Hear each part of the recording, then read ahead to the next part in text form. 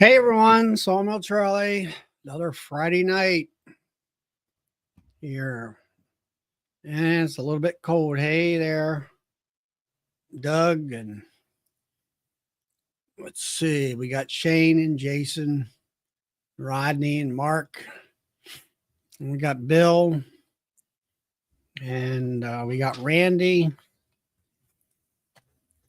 And all that. Hey, Joseph. We're all there. Let me go ahead and get the link popped up here. And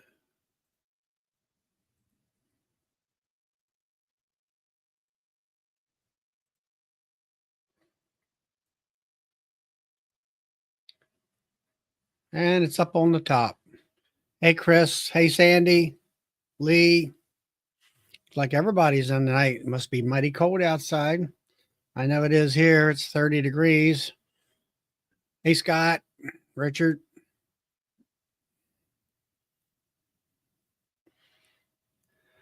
So hopefully everybody's doing well. I know I haven't really been in my bees this week. It's been too cold or it's been raining. We had a lot of rain this past, I believe it was Wednesday. And here comes Bill. Hey, Bill. How you doing? All right. So it rained, I think it was Wednesday, and then Thursday it was a windy day. Quite a few, like 40-mile-an-hour gust. And then well, let's see, today wasn't too bad, but it was still in the high 30s, maybe low 40s at the best. And he fell up. And 16 tonight at Randy Klingen's area, 25 out in Western Maryland, out there in Sandy's area. All right. Thank you, Scott. Did you send it by text message, Scott? So anyway, that's what's happening here. Not much of anything. Hopefully,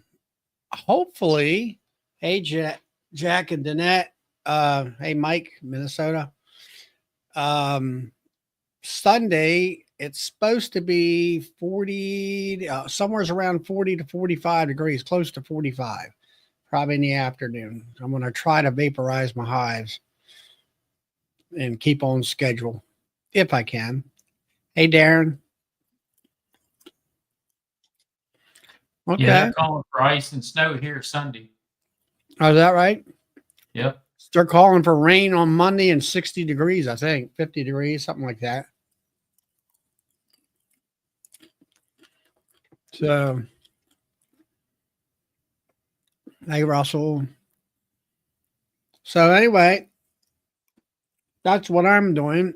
What was your weather? Didn't you get some rain down there in Virginia, middle of the week? Yeah, we did. We had about a day and a half rain. We got almost 2 inches, which we needed, sorely needed. So, even though things are not growing at all. So you got everything. So anyway, that's what's been happening here. Been hey Grayson. Been really not doing a whole lot as far as the hives go. Here comes Tom. So anyway, that's what's been happening here. Yeah, cut the sound off, Tom. I just did. Hey, Bill. Hey, Charlie. hey, Tom. Hey, George. So what's up, Tom? What's out in Ohio going? It's 31 here, and it's supposed to go up the upper 50s tomorrow, and rain on. We get rain on Sunday and like 60, like a day ahead of you. Hey, Michael. Yeah, I think it's like 60 and rain Monday here. Like I say, I'm going to try to do some OA vapor Sunday afternoon and all that. But I gotta take my wife out shopping tomorrow. oh, that's fun. Yeah.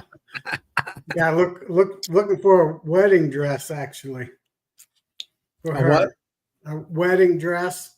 Oh yeah, you getting married? Are you? Not us. Granddaughter. Uh, Uh, You know, granddaughters are getting older. Grandsons and granddaughters are getting older.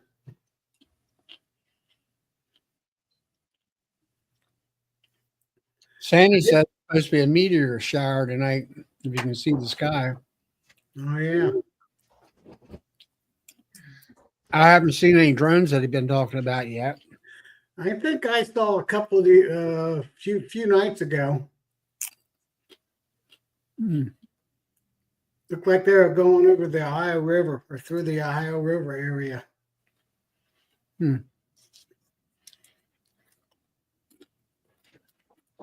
So, anything on the knobby front, Bill? oh, waiting on Acorn to come in so I can finish building up pallets and putting orders together. That's supposed to be here on the 17th. So, just Yeah, waiting. yeah. Shane, he's up in Canada. I seen your video, Shane. Yeah. Yeah, I saw Shane's video too up there, and there's some out in Arkansas. I saw all over the East Coast. Yeah, around deep. I thought it was mostly around New Jersey. I figured maybe it was something new that the government's taking, flying or whatever. Yeah, who knows? It's all military stuff.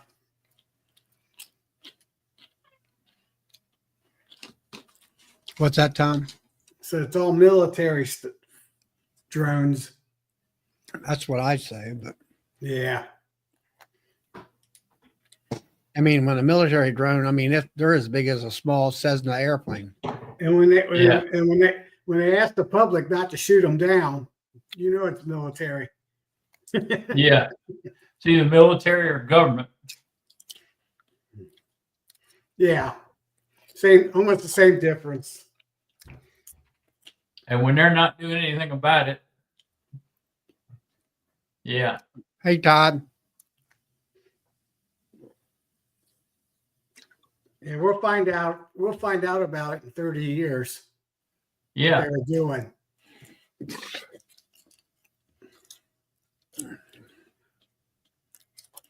Yeah, I had a friend of mine. I think he might be still living. I'm not sure, but he did live out in California for a while, and he was well, I don't know. It was, he had polio at the time, and this is World War II going on, and anyway, I'll put it to you this way: he was became a physicist, and he was involved in the atom bomb, and at the time, he would be at McDonald's, and we would go there and hang out, in the evenings or whatever. There's always an older group hanging there, older than me at the time. And so at the time on the weekends, there was this military show. It was a story about they were following their life, when they were in duty, and like either in the Pacific Theater or in Germany and stuff like that. And I told the guys, told him, I said, my man got killed on Iwo Jima. The guy that the story was, it was a real true story about the true person. And he said, oh yeah, he says, that old black sand, he said, it would come up to your knees, which was, it was volcanic, ash type of stuff. And he's had polio, and that's why he wasn't in the war. And I'm like, well, how do you know? And he says, well, I was there at 2 weeks after the war, after the battle and everything. And I said, well, what were you doing? He said, well, the United States wanted that island for one thing. It was an emergency landing strip for the Nola Get. And I said, really? He said, yeah, I had to put the elevator in. I said, elevator for what? He says, for Fat Boy. He's because they brought the A bomb out of the bottom of them airplanes out of the, I had to pull it out of the bottom in order to put it up in there. And he said, you can go there. He says, there'll be a pyramid out of glass with a little brass plaque. He said, I put that in and all that. And then, he talked about a lot of different things, a lot of things that, your schools and your history books don't say anything about. Right. Because they'll like time this show would come on, they'd talk about Iwo Jima and there was like 6 miles of tunnels and all that kind of stuff. And I said, well, I asked him, I said, they didn't dig them tunnels out overnight or in a month or whatever. He said, oh no, they were there for 10 years. And I'm like, what do you mean? And he said, well, you had the League of Nations. I said, yeah, I studied that in school. He said, well, Japan was bombing China. That's why you have the Flying Tigers. That's when they were active. They were mercenaries. The Flying Tigers were in that era. And he says, the League of Nations put a blockade against Japan. And he said that's why they were entrenched in the Philippines and all those islands, because he said they had a supply line going down with their ships all the way over to India in order to get medical supplies and fuel and stuff like that. And he said that's why they were so entrenched, because they had been there for over 10 years and everything. So I said, and I never knew that. So, but I asked him, I said, when did you know that you really done something, with the atom bomb or whatever, He says, well, I was on a ship and I was, he was there to monitor radiation, I guess, or something like that. He said, we were 24 miles away. And he said, when I seen the Pacific Ocean go 2 miles up into the sky, he said, then I knew I'd done something. It was he had some really neat stories. Right. And stuff, even stuff after the war that happened and everything. But anyway, that's a little something different to talk about. Not much bee talk. Huh? Not much bee talk. There ain't much to talk about. I've been kind of a little bit busy doing bee stuff, making candles. Just made a few today. Yeah. I'll be getting my honey ready for the show tomorrow, probably, or Sunday. Mm-hmm. Are you bringing honey down to Nobby? Yeah, just 3 bottles. That's it. And I'll do a black jar. I'm not one of those things that bring a whole wagon full. Yeah.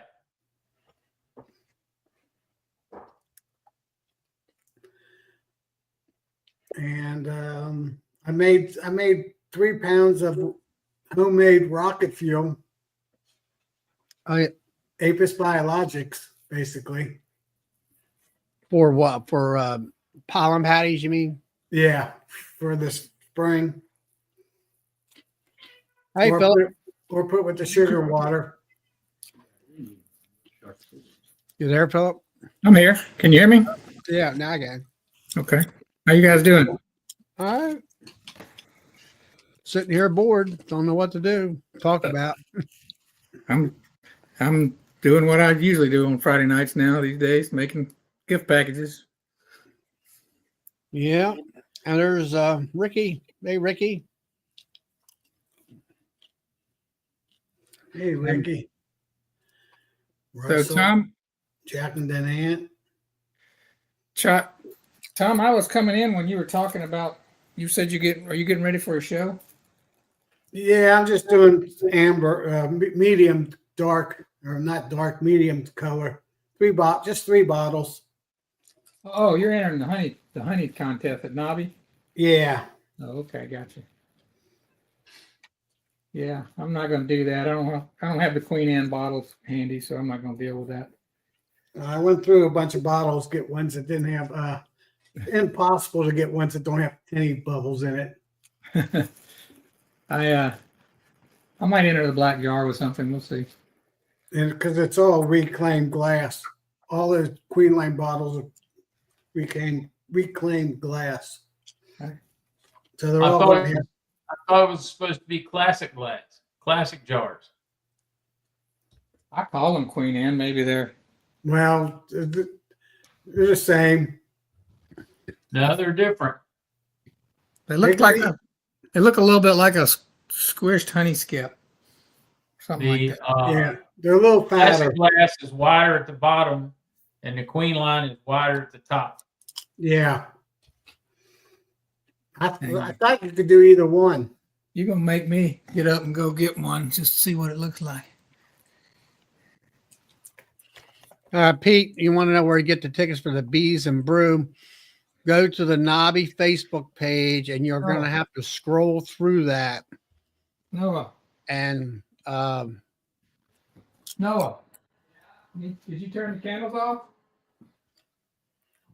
and all that. Oh, Let me see if I can find that. I'll turn it off. I'll turn it off. Where's it at?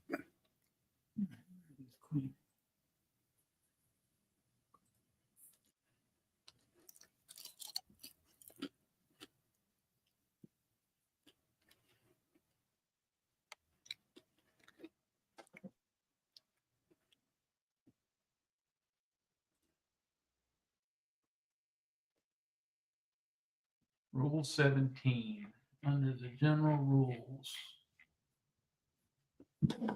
Here it is.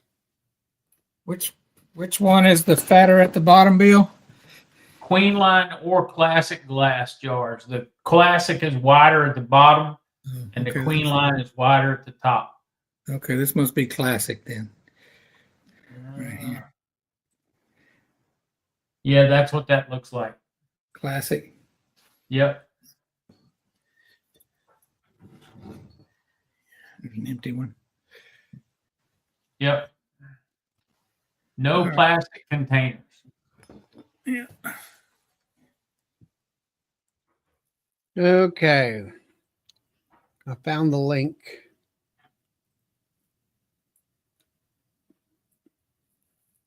What are you looking up? The Bees and Brew. Shoot, I forgot to sign up for that. I got to do that.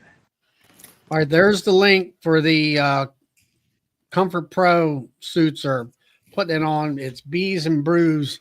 It's a mead tasting thing, and it's $10 per person. You have to go to that link and then go ahead and purchase your ticket. We'll do that right now on that YouTube side. Oh gosh, it's only telling me to. It's asking me to either report you or block you when I click on it. Not letting me copy or paste. I wonder what would happen if I tried to block Charlie on his own show. Well, go ahead and click on it. See if you can't click on it. See, click on block and see what happens. No, go ahead and click on the link. I'm clicking on it, but everything, it flies open a little screen. It says a flag. It says report, and a thing that says block with a cross through it. It's the only thing that shows up. Anybody else? Hey, Nancy. I'm on the. Yeah, that's the. I'm over. I'm on the link where the YouTube is. I wonder why it's doing that. I'll go ahead and I'll pin it. Go ahead and try that now. Yeah, that's probably At the that'll top. work. See if that does it. Can you get it? Can you click on it? It's acting like it'll let me, but it's not opening. Come on, open up. Thanks, wonder Lee. I wonder if the stream yard is somehow stays linked to the YouTube and it won't let me go to something else. No, click in YouTube. I am Not- in YouTube and I'm clicking on that link There's a little. No, it just says report or block. Yeah, I'm talking about the one that he linked it at the top though, and there it's letting me click on it, but it's not taking me anywhere. All right. The one that's in the chat itself works. What? That's the one that wouldn't work for me. Well, now it might. Oh, Lee. Okay, Lee. The one that Lee posted works. All right. So. Okay. Hold on. Let me mute myself so I can scream at my son to make sure he wants to go to this, or make sure he's actually going with me to Nobby. He said he was. He said he wanted to, but he hadn't totally confirmed. I won't be doing that on Thursday night. I'll be visiting my 3 cousins that live down there. All right. What about okay, that's what it is. HTTPS. He's going. He's going. All right. So, oh gosh, now I got to go find my wallet and get my credit card too. All right. Have you? What about the Hives for Heroes dance? I hadn't done that yet, but I want to do it. That's also on the Nobby Facebook page.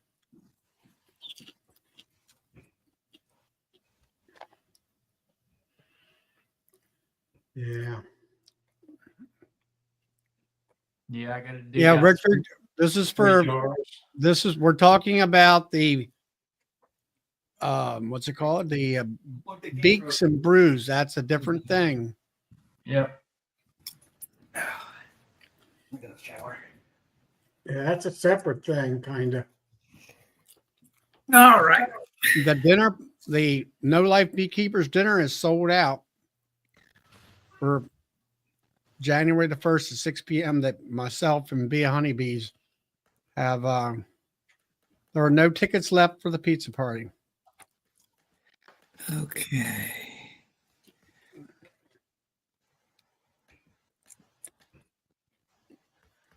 All right. How many adults we taking here? 3. So the only other thing that's happening is the Hives for Heroes. I call it a party or whatever dance at the VFW in Louisville. They're going to have a bluegrass band. So I'm going. Is that Friday? That's Friday night. Yeah, I might join you. Remember, everybody, take your video camera to Friday night to watch the dance. Yep. I'm gonna be right there with him, Bill. I can't buck dance quite as good as Charlie can, though. I used to could when I was a kid. Just follow Charlie's step. Yeah. Let's see if we can find.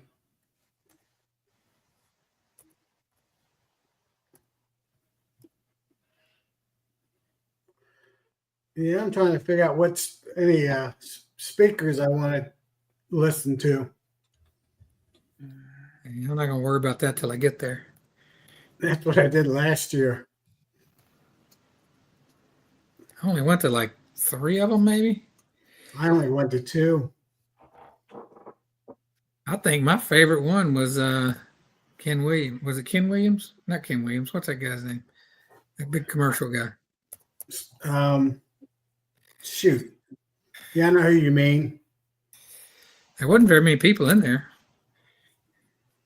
But I thought he was interesting. I just thought how he did things was interesting. I liked also how he talked about how he did extended release OA, and that's back when they kept telling everybody you couldn't do it because it was illegal. Yeah. He didn't care. Nobody's got. I don't listen to anybody that says it's going to be illegal because all they want is money. Well, you got some people that are just like they're big YouTube personalities that act like it's their responsibility to tell everybody what they can't do. There's only one person I listen to.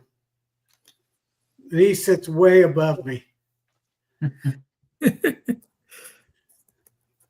I like what Mike Minnesota Mike told somebody that was he was talking about something he was doing with his bees, and somebody asked if that was legal, and he said, I don't know. And they said, well, what state are you in? He goes, he said, in my mind, I'm in the state of independence. Yes. Well, I put silica on my hives. Is that legal? I tried when I filled out the form last year for the expo, I typed in independence under the state, and they didn't put it on my tag. I asked Cayman about it, and he said, yeah, it kicks it out of the program if they put anything besides a real state or a country. All right. I just posted the one that says givebutter.com. That is for the Hives for Heroes Friday night. Great. I got to go get my phone That's for a the copy. code. Friday night. They call it a Friday night hangout. It's a dinner. Hives for Heroes fundraiser dinner. Okay. Bluegrass band is Murphy Ridge. So 6:30 to 9. At the BFW Post 2921 Churchill Downs. It's out past the Churchill Downs.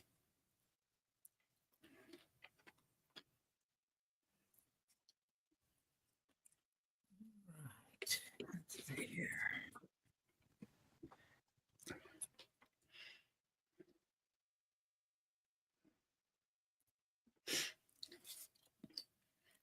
Mhm. Hey, Steve.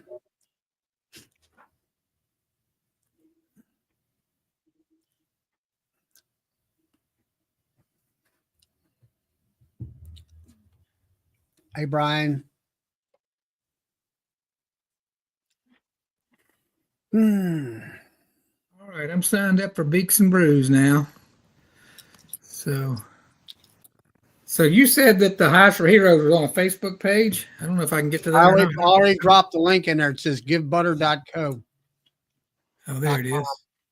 Givebutter.com. That sounds weird. Sounds like what you're going to have. Sounds like you're going to have like some midget porn on my computer or something with that link. Okay. Hives for Heroes. There it is.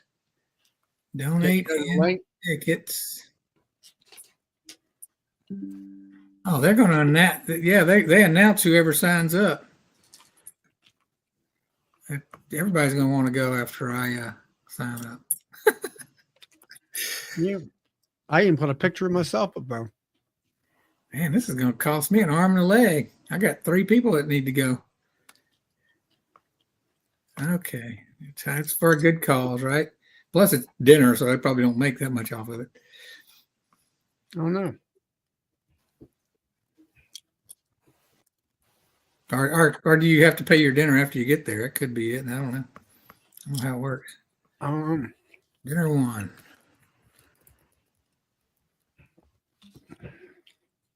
So, Bill, did you get that? What is it? That new hive that guy gave you built up? Yeah, I did. He came by and dropped it off, and I'm going to set it up out in the bee yard there at the store just for a comparison. Yeah, I'm going to have wood, enamel, and that out there and see which ones do better. So what is it? A Hive It's IQ? made by Hive IQ. It's real dense styrofoam hive. So it looks like it would be a good hive for the winter because it's heck 1.5 2 inches thick. It's 10 frame basis, but it only holds 9 frames. Yeah, I've seen that on a Yeah. one of them explanation videos. Yep. I wasn't crazy about that idea. Yep. Now with yours, is it a thinner wall or is it 10 frame? Yeah, it's 10 frame. It's a 3/4 inch wall, but it's filled with closed cell foam in it. insulation foam. I would say they'd So- all do pretty good. Yeah. So I'm waiting to see. Now with your Anel, you can, what about taking wooden supers, honey supers, and putting it on top of your hive versus Hive IQ or whatever? Is it going to fit? Hive IQ, you can't get a wooden super on it. Well, that just kills it right there for me. Yeah. And Randy from Klingman, yes, you have to paint it before you put it together. And it comes unassembled, and it's quite a feat to assemble it. Because you have to put the plastic rails on top of the styrofoam. And it's quite a feat to get it assembled. Is that the Hive IQ you're talking about, Bill? Yeah, they're come out of Australia. That's the one that's got that fancy stand or something that goes with it. Yep. So is that one too? is that one you sell, Bill? No, I sell the Anels. Now, okay. Yeah. I thought you were a little bit anal. Wrong spelling. Haven't heard that joke yet, have you? What the heck?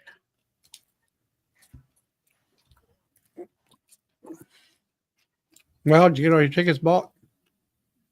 I'm buying my dinner tickets now. Well, with the Neo Hive,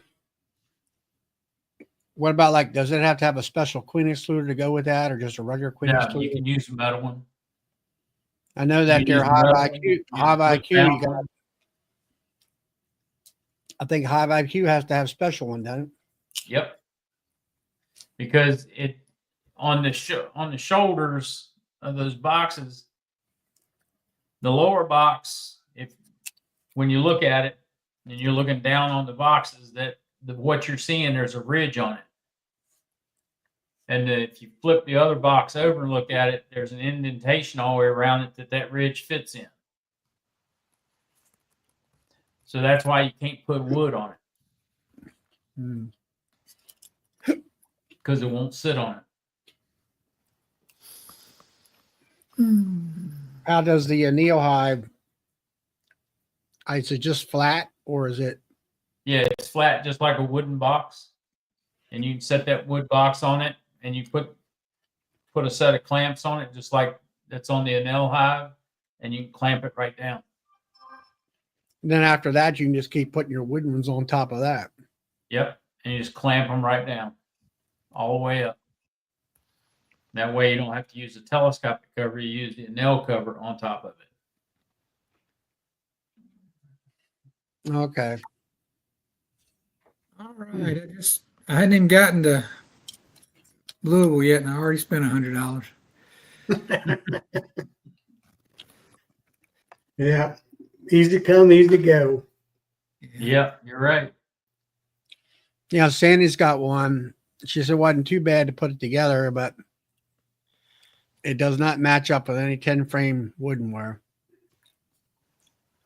What's that? The Hive IQ? No, it doesn't. Hive IQ. Nope, it does not match up with any woodenware.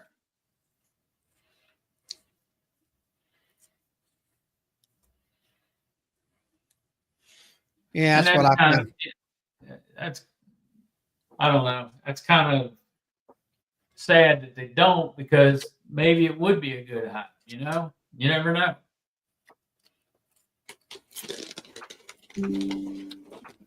Well, I know that the Dant sells what they call B-Max, the same stuff, but it doesn't have the plastic around the top and bottom of the hive. It's just real tight closed cell styrofoam. well, I had licensed six frame nuke. I mean, was it insulated? Did it do a good job? Yeah. But every time I wanted to do something, I originally thought about using it as a cell builder because of the insulation factor. Yeah. And it's like, you can't, I was going to put like an inner cover on top of it to put my quart jars in. Well, that don't work. And I don't know, just wasn't friendly. I mean, what's the purpose of a hive IQ again? Well, it's just another type of insulated hive. Yeah. That's all. I thought about buying one just to have one, but they're kind of pricey for just being They are high density styrofoam. for what they're made of and Yeah. everything. They are very pricey. And in other words, if it costs me $150, I can't sell it for $175. I have to sell it for what manufacturer tells me I have to sell it for. So, I mean, I would like to have one, but I don't know. I have to wait till the price gets a little bit more favorable. What's I don't think that's going to happen. I really don't. what's the other one? That plastic one out there? What's it called? Apame. Apame. They're expensive too. Yeah, they're more expensive than the Hive IQ. 600. Yeah. Yeah, I have one of those, but at least theirs made out of hard plastic with foam in the middle. There's a little bit more design to them. Yeah, Brian C. is running those. More licensed, right? Aren't those licensed? What's that? Brian Cooper in Memphis.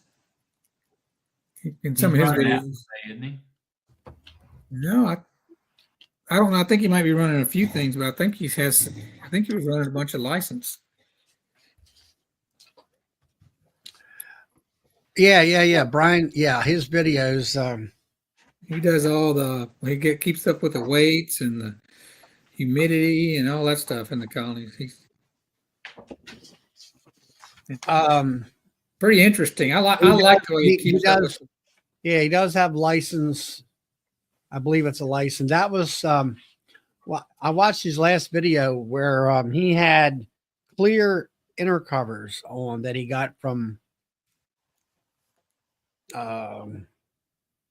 one of them companies, and they're plexiglass, and it was quite interesting where you could sit there and look at the bees in those insulated hives.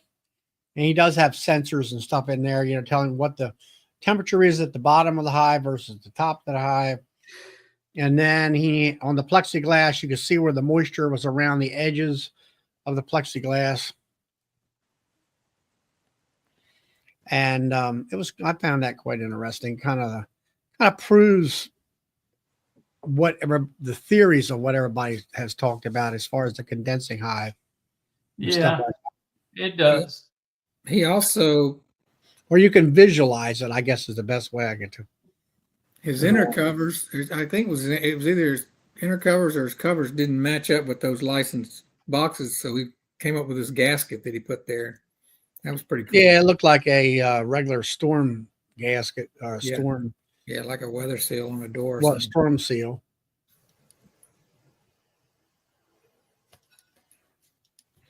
And all that. I really like the way he keeps up with his weights, and he can kind of tell when the flow's on or not based on like daily readings of the hive's weight. Yeah, it's pretty cool. I was watching there when he had the trays underneath, and he was looking at mite loads and things of that nature, and all that. But all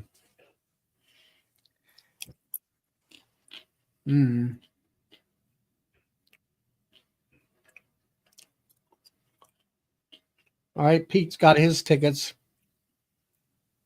and all. But yeah, I did like the inner covers. It just kind of, to me, I like the visual part of it. I thought about maybe getting one of them just for for curiosity, visual type thing. Like right now, I like to be able to go out there to them hives and I could take that insulation board off the top and just look through the glass to see, Right. what they're doing in there at this temperature or whatever. And then just close it back up. And all. They make a plexiglass dome cover. Yeah, I've seen that years ago. Yeah. Yep. Welcome from the Caribbean, Dominic, beekeeper. Or up here in the freezing cold. Seems like so far this winter, we're just going up and down like a yo-yo. Cold Yeah, few so days, far. warm few days. I dug up there in Saskatchewan.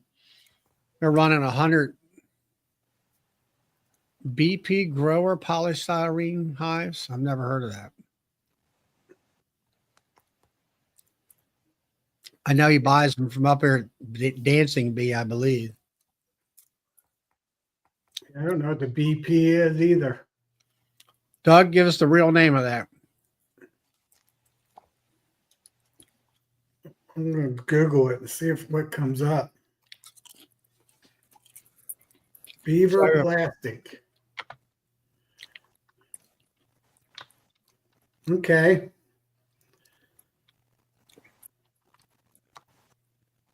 Demonic or the Caribbean beekeeper, he's harvesting honey right now.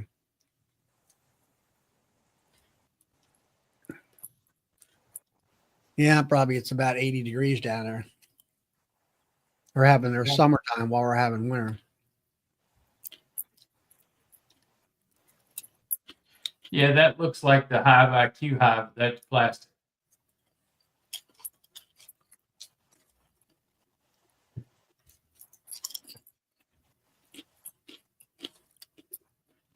What's it look like, Bill? Can you share that? Yeah, hang on a second.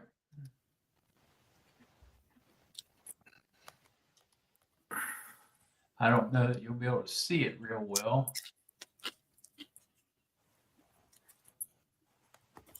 Yeah.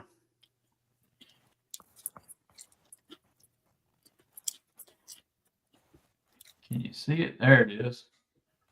It looks just like the Hive IQ, but the Hive IQ's got plastic rim around the top and the bottom. Yeah, and that thing's all solid one piece too. Yeah, You the don't- Hive you don't- IQ you got to put together.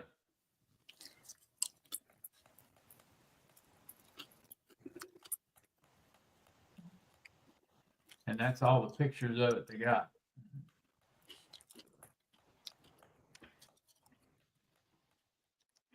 Yeah, that's the only picture I could find. Yep.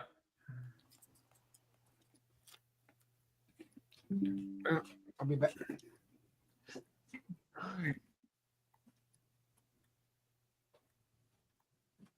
Oh, there's a box. There's a picture of 3 of them stacked together. Yeah. And they show them with colors. You got to paint them. I To guess get you color. Yeah. Or leave them white. Yeah. I wonder if they make bottom boards and lids. It looks like it. At least lids, it looks like it. Can't tell on the bottom board with the snow on them. Looks like it. Yeah. Same color, at least. Yeah. So I'm reading back through the comments because I missed a bunch while I was trying to buy my tickets. So Ricky over here said we are beating Tim and Hannah really bad on the drawing for Hives for Heroes. Actually, it is closer than you would expect. But of course, Tim and Hannah got a head start, but I think it's like 275 to 230 or something like that. And they're ahead of you a little bit, but they've got an advantage over you because they've got JWs and Melissa and Tom's, people that normally come on your show, Ricky. So it was nice of you to give them a head start, though. Well, I was You just going to ask you, certainly catch up. Philip. I know that you usually do something for Hives or Heroes. I know Yeah. you did it last year. What are you doing something this year? Yeah, I am. As a matter of fact, it's kind of blown up a little bit. I was doing the same thing that I did last year, which was basically raffling off a really nice gift basket, and smaller ones like first, second, and third place, and also doing a show and having somebody from Hives for Heroes come on and talk about it. So I decided rather than try to host that show myself, we're going to do it on Joey's show on Saturday the 21st. But then Brian at Flower Street Farms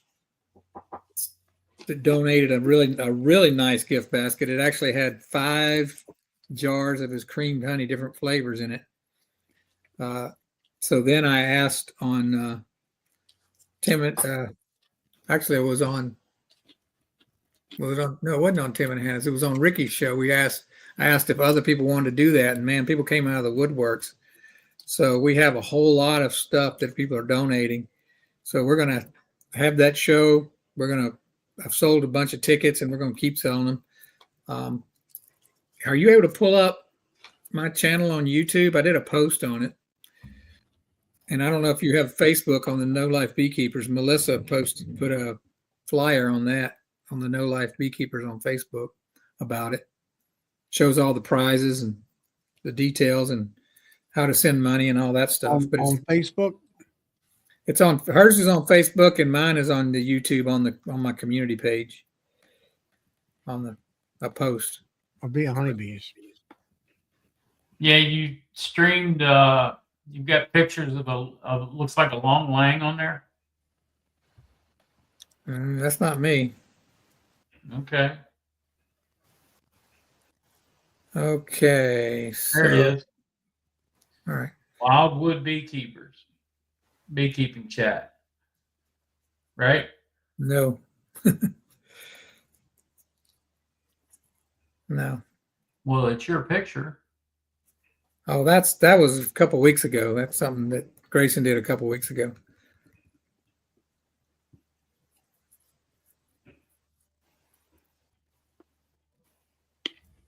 Where are you looking on YouTube? Yep. It's if you go to my channel at RTX Honeybees and see if you can show my community post. At RTX Honeybees. RTX at symbol RTX Honeybees. I've got it here. Yeah, can you put it on the screen? Oh, and yeah, Sean Booters. He sent $20, so that'll be 4 tickets. But Sean, my son's in the shower, so I can't confirm, but I'm sure he got it.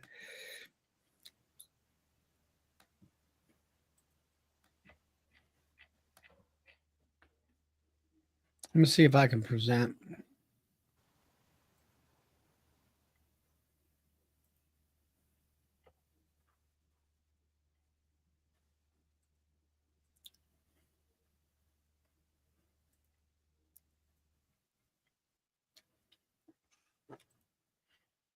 I'm not sure.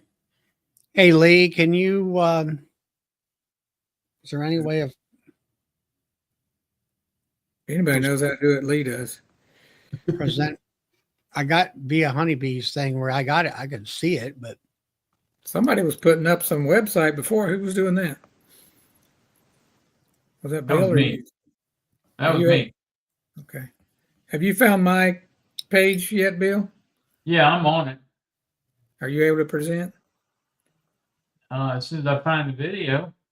It's not a video. It's a community post. Oh, it's a post. Okay. Yeah.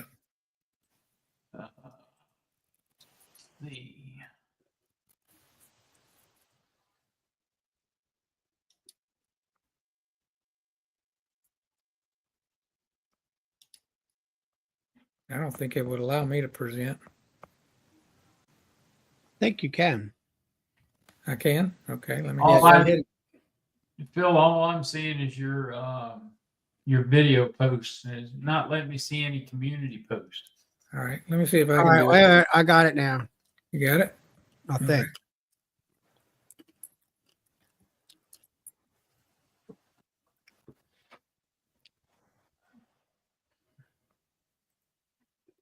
There it is. I'm gonna go ahead and. There it is. Yep. I don't know if you can blow that up at all or not. That's a good question. If you can click on it, it should open the. Can you see it now? Yeah, I can see it, but it's real small. But the picture, those first two pictures, that's Brian's gift basket.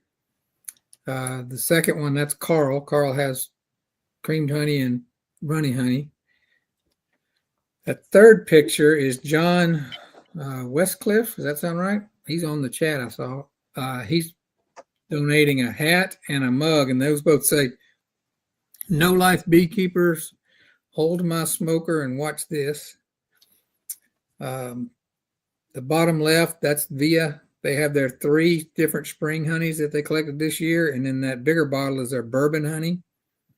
And there's a creamed honey and a candle in their basket. We're raffling that off. That next one over is 50 pounds. 50 pounds of fondant and 2 honey bears. That one has to be picked up at Nobby. So if somebody wins that, well, they'll need to have somebody pick it up for them. The next one over, there's 2 queens. Mark Miller is going to donate 2 mated queens he can deliver in May. And the next one after that, that's Sarah at Sarah's Happy Hive. She's doing her, I don't know if you guys have noticed, but she was promoting gold leaf honey that she was saving for her when she reached a certain subscriber account, but she decided to donate it to this cause for Hives for Heroes. Thought that was very nice. And that last one is my basket, which I can go get that and show you up close what's in it. But anyway, that's it. All those things, we're going to raffle those off. So, I don't know if you can zoom in, Charlie, but at the top of that is all the different ways you can send money. There's a Zelle and I think. I don't know. I can't. If you're on Facebook, join the No Life Beekeepers page, and Melissa's got it on there. You can open it up and look at it really close, or go to my website, my Facebook page at rtxhoneybees.com, and you should be able to open up the community page. I'm not sure why Bill's not able to do it. All right. Shucks.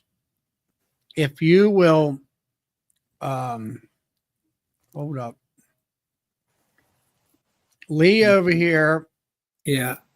I was just about to say, Lee is on Kodiak Farms, the youtube.com that, and click on that link that will take you.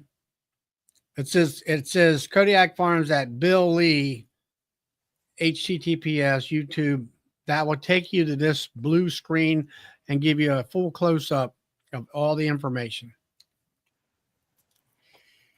All right, cool. But don't leave too long. You want to stay in the chat. I think when I do that, it always takes me out of the chat. Maybe you can open up another. You can open up another screen and mute it. Well, that's what I say. It will go to another tab. Yeah. Right, I'm gonna stop the sharing right now. Yep. Philip, you got that basket? I'll put you. Yeah. Let me run and grab that basket real quick. There.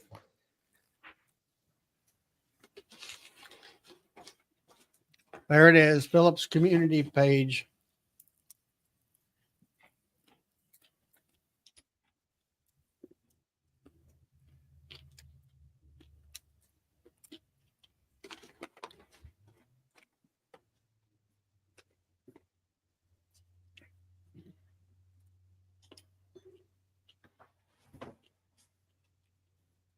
Okay, I'm gonna go ahead and put Philip front and order. Here we go. Charlie's button. Let me see if I can push this back a little bit. Let's see here. There we There you go. go. There you go.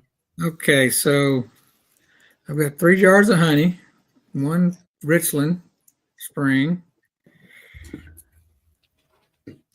Capel Spring honey,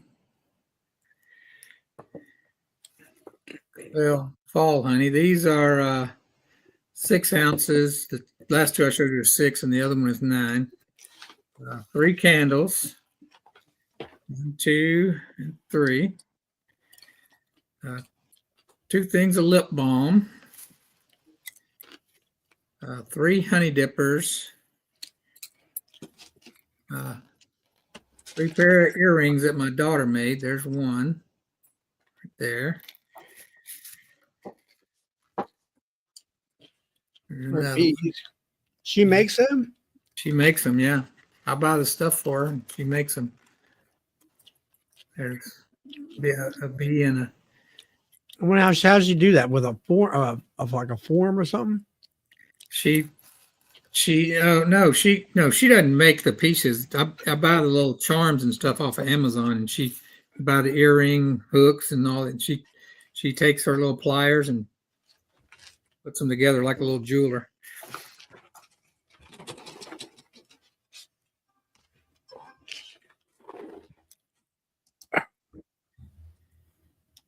Yeah, she was making them. Yeah, that's all that's in that basket. Now I've got a smaller basket that I'm giving away as a that was going to be a second prize, but it'll be a smaller gift. But we're giving it away anyway since I've said I was. But yeah, that's a little over $100 worth of stuff in that basket.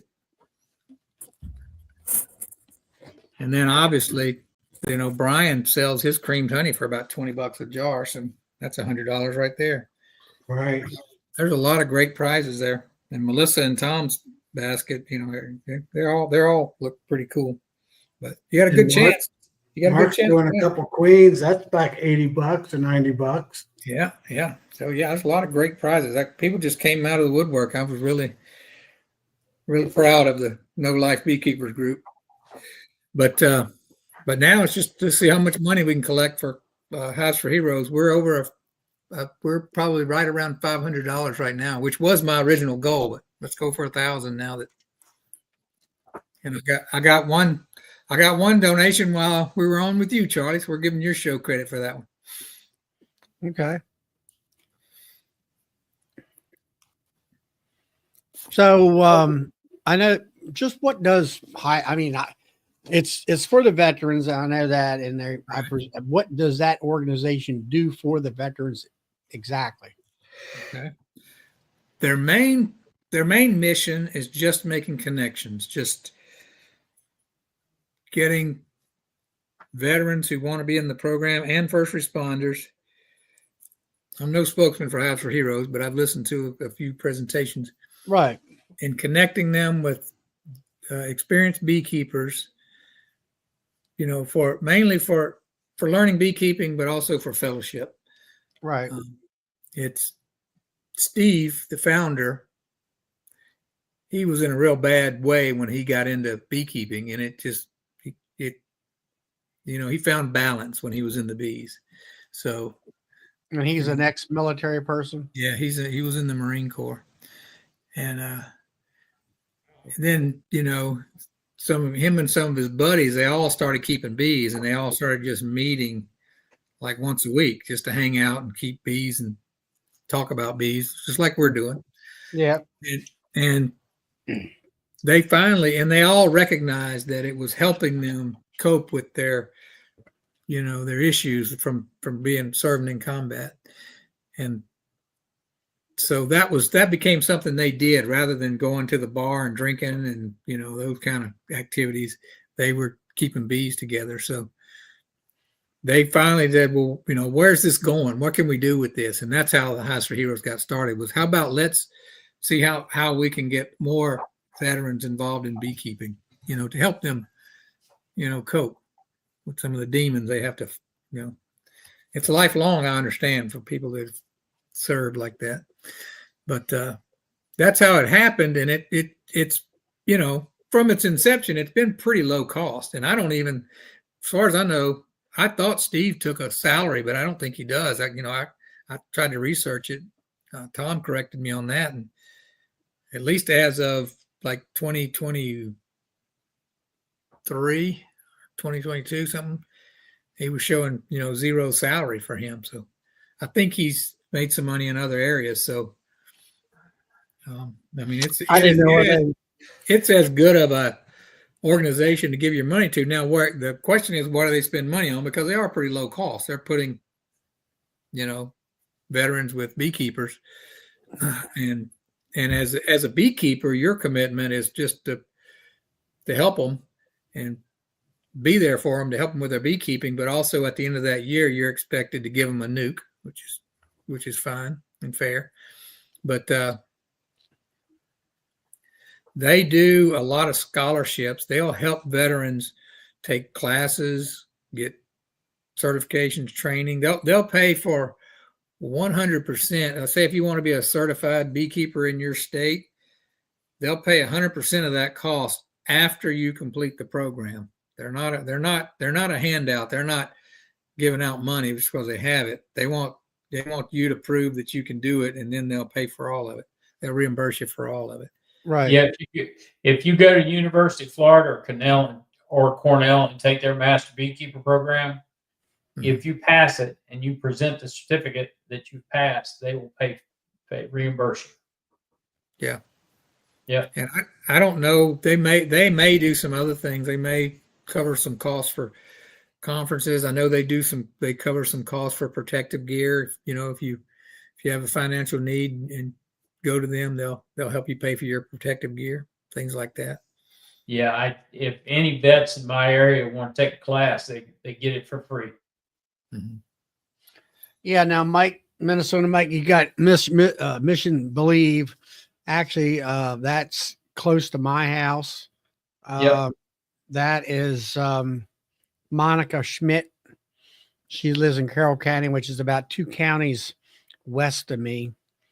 And I know that the veterans, she had bought a piece of ground with a barn on it, and turned it into a social barn, I'll say, and a learning barn, where he gets the veterans together. They learn how to put their boxes together, put frames together. She's got hives on that location. She tries to get beekeepers in different counties. So she's not just in her county, she's in multiple counties in the state of Maryland. If maybe, I'm not sure of it, possibly even other states. And, because Pennsylvania is pretty close to us. And anyway, that's what she does. That's how she kind of got into it. So it's kind of like, I think, I don't know what her Mission Believe is, associate with Hives for Heroes or something. I'm not sure on that, but I do know that. So that's all good. Hopefully, get the word out. And you say Joseph Rawls going to have on the 21st. That'll be not tomorrow, but the following Saturday. Probably 8 o'clock, Bill? You have to unmute. Unmute.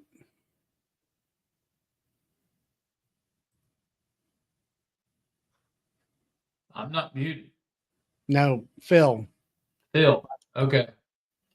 I was talking to my son. Sean Booters had sent a donation. So, Sean, we didn't get your donation, but we got Angela Booters' donation. So you need to send some more money on your name.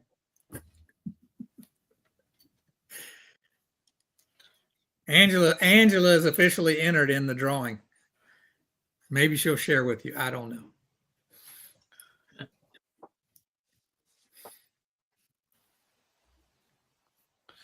All that. So, but Lee can probably. Lee's got all the different ways you can pay. Some are through my son, some are through me, some are through Joey. Different, Joey has PayPal and something else, and I have Zelle, and my son has Venmo. And Nancy wants to know, did you get hers? I did get yours, Nancy, through Noah's.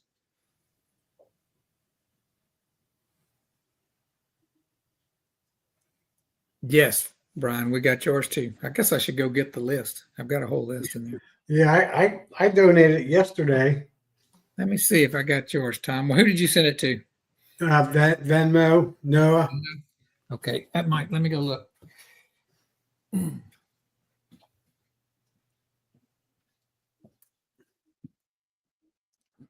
Joey's got PayPal and Cash App.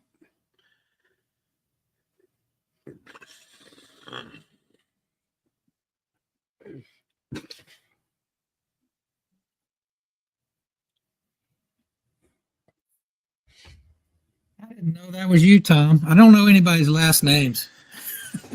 So it's Wayner? Yeah, you got it. Yeah, we got it. We got a You Nancy. even pronounced it right. Really? Most people want to say Wiener or Weiner or something. Yeah. You Instead of got Weiner. Yeah. Shauna House, Westcliff Honey Company, Brian Zavada. I got on my Zelle, I got Keith Barnhill, Matthew Morris, and Keith Spillman. Yeah.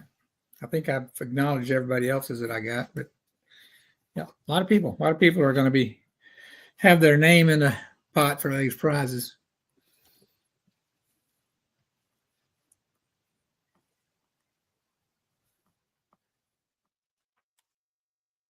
Yeah. I just thought your name was Tom Mack. No. Maccabee. Tom Maccabee. Maccabees. That's just the name of the company.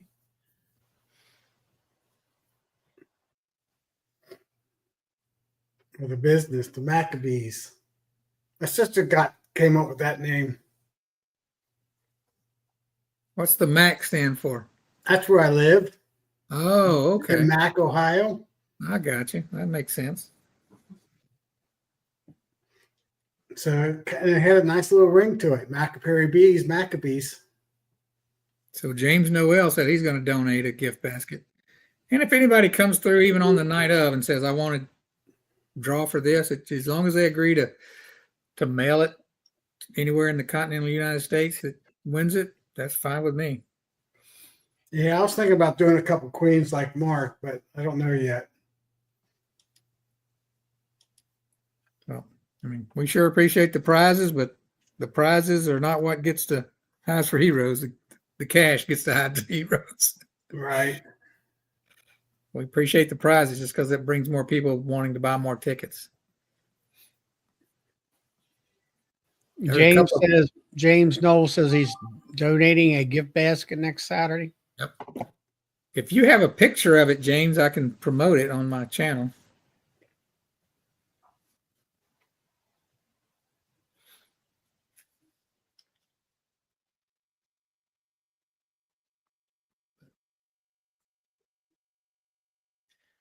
But yeah, it's been really, really good this year.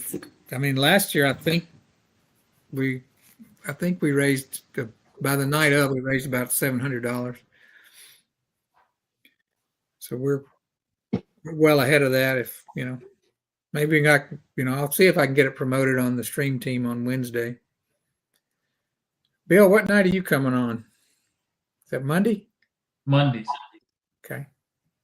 And I'm usually on Charlie's on Friday nights as well. And Joey will be on tomorrow night, I'm assuming. Joey's probably on. I'll jump on. I help Bill out on Monday nights. He helps me out on Friday nights for a fellow talk partner. We had last Saturday at the market, it started out raining, but we ended up having a really good day, like our second best day of the year. And tomorrow, it's supposed to be near perfect weather, like high of 72. Yeah. I'm getting a lot of people buying my honey for Christmas gifts. Yeah, we've got it. I've been filling up all my suppliers. Yeah, I've got it. We're making we've got a ton of gift baskets, and they've been selling okay. Yeah. especially for the people that want the Capel spring honey, because that's the only way they can get it is either in a sampler or in the gift basket. It's going to be that. It's going to be that way about the fall honey. We're only selling 2 cases of fall honey at each one, so we can try to make next week's our last one until the summer. So, make hay while the sun shines. There you go. That's all you can do. Now I've got more expenses. I'm going to Nobby's, which a lot of mine's getting paid for because I'm building those things for Cayman. But I do have a good story from this morning. I sold 2 gallons of honey to a guy that he's an executive chef in a real fancy hotel restaurant in Fort Worth. And I had my son go get some 2-quart containers that it's actually the same containers I use for feeding my bees. I said, this will work. They're only $1.25 each at Dollar Tree. Guess I can show them to you. So I went to get his honey to put in there, and I'll be damned if my Richland honey isn't starting to crystallize. So first thing I did was I sat down and went to Hilco's website and bought that heated bottling tank. I was like, it's time. It's kind of, it's just kind of in that slushy stage right now. Yeah. But we've got a 5-gallon bucket over there with a heating pad, Velcro to the side of it right now. And then I've got some in my little warming box over here. But you guys know how long it takes in a 5-gallon bucket to decrystallize in anything. So anyway, I pulled the trigger and I only got the 7-gallon one, but I went ahead and bought it. So that'll be picked up at the expo. Yeah, I bought a 13-gallon bottling tank. And I went ahead and bought the 20 queen excluders from Hilco, because that's a great price I have on those. Yeah, I have about 20 of his in the last couple of years. I think I got 25 of them, something like that. I like them because they're reversible too. Robert, you're right. I do need a warming cabinet, but what I need more than a warming cabinet is a place to put a warming cabinet.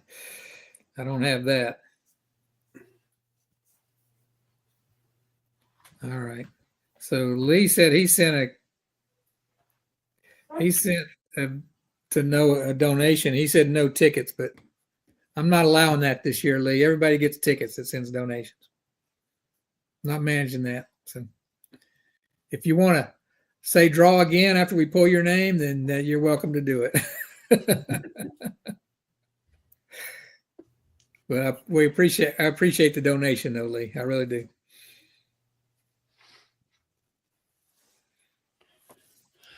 But, yeah. No, I agree, Robert. And Hilco, actually, was it this show or Bill's show where y'all were talking about that? Hilco's got a good deal on one of those things right now. It's like $500. What's that? For a glass front warming cabinet? I think somebody said that. Yeah, I'm looking at building a warming room. Not a warming cabinet, but a warming room. My warming cabinet is almost like a wooden chest. I've got 1-inch insulation lining it and over the top. Yeah, you showed that early on. I hadn't been using it much, but now because of that Richland honey is trying to crystallize, and the reason it's crystallizing is the same. I think everybody I gave that honey to last year, it crystallized because it stayed in my car out in Kentucky at about 40 degrees for those several days. Yeah, I had that issue last year. Yep. With the honey show. What's funny, Tom, is as I was cleaning out my warming cabinet, your honey had really crystallized on me. As I was cleaning out my warming cabinet, I grabbed your bottle. It's perfect. It's liquid area. It's been sitting in that warming cabinet for months. Yeah, my honey last year took about 8 months to a year to start crystallizing. Now what I got this year, it's about 3 months. Different flowers they hit this year with all the rain. Right. It tastes a little bit different too. I think I like it better. To tell you the truth, this year's So- versus last year. I was, the guy from the hotel restaurant is supposed to pick up his honey tomorrow at the market. So I was really scrambling this morning. How the heck am I going to? Because I didn't want to give him a bunch of honey that's slushy and trying to crystallize. So I put some in one of the containers, and I went ahead and heated some water up, and I set the container down in the water. It did what it's supposed to. It decrystallized, but it developed a huge amount of foam on top. Have you guys ever had that happen when you're trying to decrystallize your honey? That it produces a bunch of foam? How hot did you get it? Yeah. I mean the water that it was a let me go grab the container and show it to you. Yeah, I've done it before where you put a bucket like in a cannon tub, The foam is peroxide, isn't it? peroxide. Yeah. No, well, what happened, I did put it in there several times, but I never got the water even close to boiling because I'd stick my finger in it to test it and it wouldn't burn me or anything. Right. But I did do it like 5 times. I think I did it a couple more times than I had to because it looked like it was still crystallized, but that was that foam in there rising up. Now I did the first time or 2 times that I set it in the hot water. When I took it out, I sloshed it back and forth. I think that put a lot of air into it. That probably is what did it. After I stopped doing that, it rose up, but it ended up with about a half to 3/4 inch of foam on top of it. It was really kind of cool because you could take a spoon in there, it looked like almost like a marshmallow slurry. But I did that. I did that little trick. Yeah, I'm sorry. Go ahead. With mine, I just put it in hot water. Keep the water, like you say, you can put your hand in it and hold it there and not burn you, and just let it. If it's depending on how thick the crystallization is, if you let it sit there for about a half an hour to an hour, depending on how bad it is, it'll finally just melt away.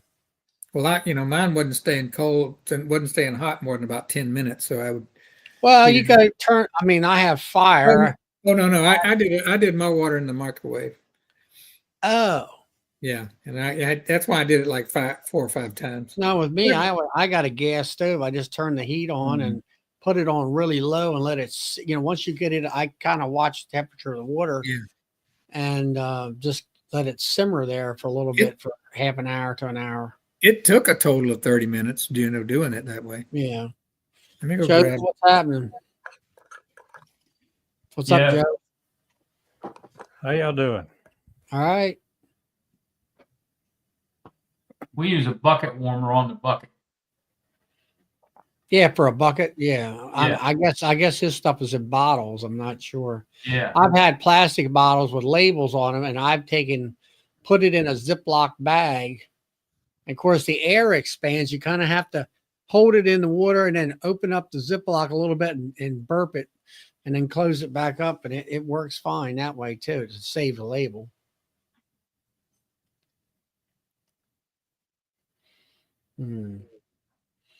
So, Joseph, anything happening down your way? Nice and Not warm? really. Not really. It was kind of a halfway pretty day today. It's been raining 2 or 3 days, but it was still on the cool side and cloudy. Right. What you got, Philip? Well, this is the container. It's a 2-quart container. I get it at Dollar Tree. I don't know if I can show you guys the inside of it without spilling it everywhere or not. Let's try. Yeah, all right, you're good. So it doesn't have foam on it now because I did that little trick where you put a piece of plastic on it and peel it off. Right. That works good. And then, but then what I do is I hang that plastic over a bowl from the handle of an upper cabinet. And here's what I ended up with on that. Let's see. Let's see here. See it right there? See that foam? It's an interesting foam. It probably tastes pretty good on a piece of toast or something. Look at it It looks like, I don't know what. Yeah, I've heard somebody talk about they think that's the best part. It might be. It's mostly foam too. Not a whole lot of honey in it. But it's staying like that. I'll put that on my biscuit tomorrow, I guess. That'll work. But anyway, I emailed the guy and said, look, I told him what was happening with the honey, and I said I need to decrystallize it slowly over several days. And I told him I'd deliver it to his house, and he seemed to be okay with that. Hey, Jeff. Nothing really happening here tonight, Jeff. Just chatting. All that, getting ready for Nobby and Yep. Ice for Heroes. I finally pulled my creamed honey out of the cooler today, or one of them. Right. Cool. It Is that, It turned out is that pretty good. uh-oh, somebody Yeah. got into Yeah, I did that. it. Looks smooth. Looks really smooth. It does. It's good. How did you, mix that? Did you have a cream honey mixer? No, I just used that little KitchenAid. I ran Mix it several times a day, 2 or 3 times a day for about 3 days, and then I put it in these jars, and I used my outdoor refrigerator in my camper, and I put one of my controllers on it and set it where it would the refrigerator would come on at like 50. Come on at 57 degrees and go off around 55, something like that. Well, it looks like it's set up nice and tight. It did. I was kind of surprised because last Look- time I made creamed honey, it didn't turn out that good. Is it nice and I'll say soft and smooth, I guess you would call it? Yeah, Where you- it's real Kind of like smooth. Kind of like butter where you can Looks like spread it. it Spread looks them. like pudding to me. It was real smooth. Hey, But it's Brian. spreadable. It's not real hard. Like, Right. yep. Did you say it was just plain, no flavoring, right, Joey? Yeah, that's just plain.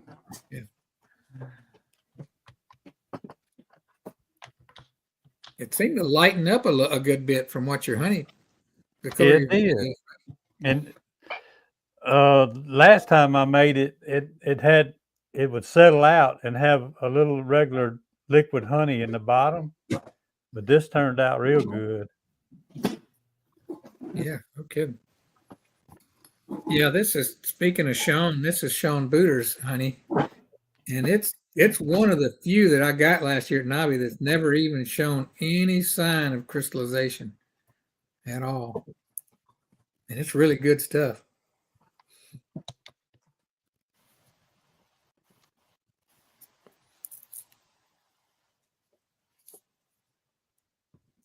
Maybe I'll enter some of that in the honey contest.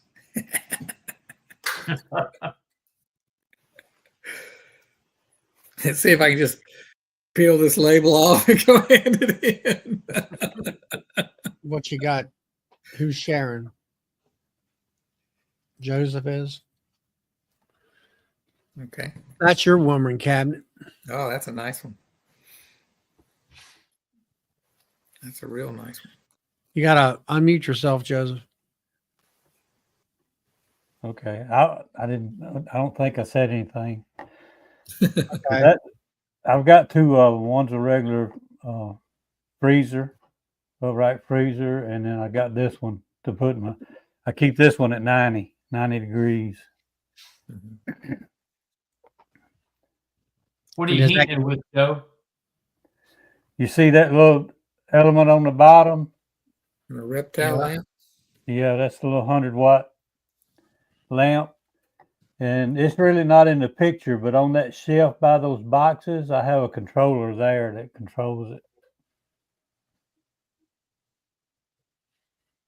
So that's just to keep it from crystallizing or keeps it warm. Yeah, I usually don't keep that many in there. Those 2 shelves when that picture was taken were full. I usually just keep maybe 24 bottles at a time there, and maybe a dozen quarts. But I bottle it and keep it at 90 till somebody calls me for that. I keep my bottling tank around 92. Now, the other upright freezer, I used to use it for this purpose. Now, I usually just using it lately to put the 5-gallon buckets in at 110 to make sure it just pours good into the bottling tank.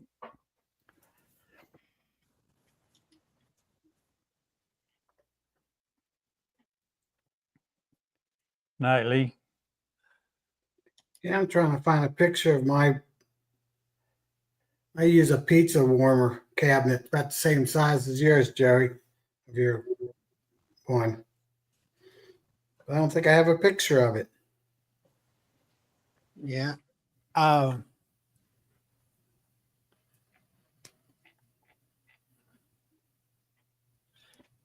Doug said to keep some of that, Joseph, for some seed.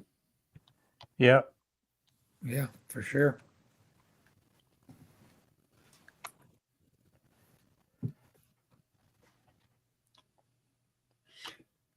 Chris wants to know, did you use a dough hook or a beaters for the KitchenAid?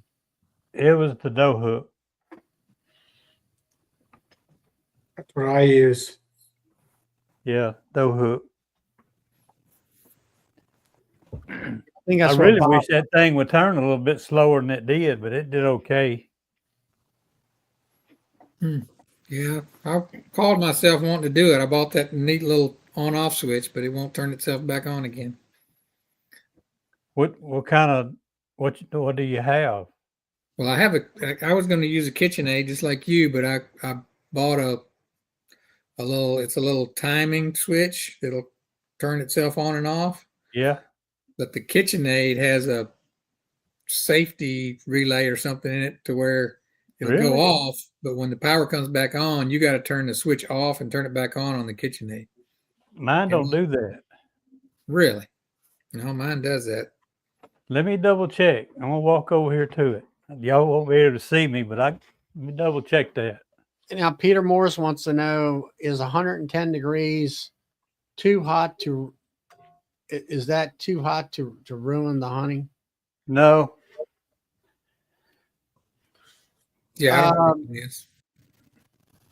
I know. I mean, I have my refrigerator where it was 110 degrees, where I put 5 buckets in there, along with a little fan to circulate the air around to keep it, without having hot spots. Right. And it keeps all the honey nice and liquefied. And it also if it's a little bit crystallized, it'll get rid of that.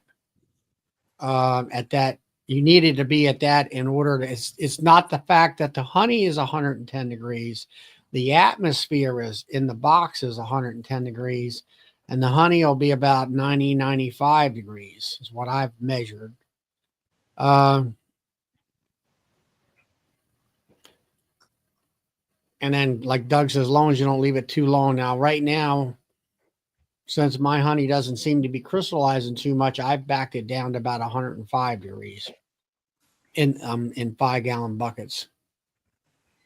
And then as I pour or bottle honey out of my bottling tank, then I take it, take the buckets, it's still nice and liquefied. I'll re-pour it through a screen, the fine mesh screen on a bucket screen sieve.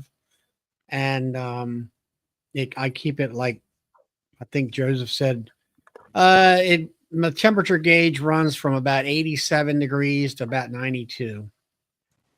Time all that honey gets to 110, you're pretty much liquefied again. Yeah, it is. Yep.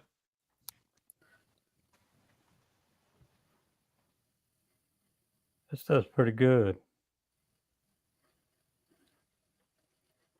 Sure. I keep my cabinet right around 93 degrees all the time because I use it for queen wearing too. So I just have it set 93 and I do queens. I put queens in it, and then in summertime after I pull honey, I just put the buckets in there. Yeah, if you don't ever let it drop, it's probably not going to crystallize. No. Philip, my KitchenAid turns on and off. When I unplug it, Really? plug And plug it back back in. it'll just start right back up. Man, I wish mine did. Mine won't do that. That one came from Walmart. I didn't get the real big one. That's a small one. No, that's the big. I think I got the big one, the professional model. We got it from the KitchenAid resale store, so we got it for like $100 off of normal price. Yeah. I think it was like 200 instead of 300, something like that. But it is the high end one.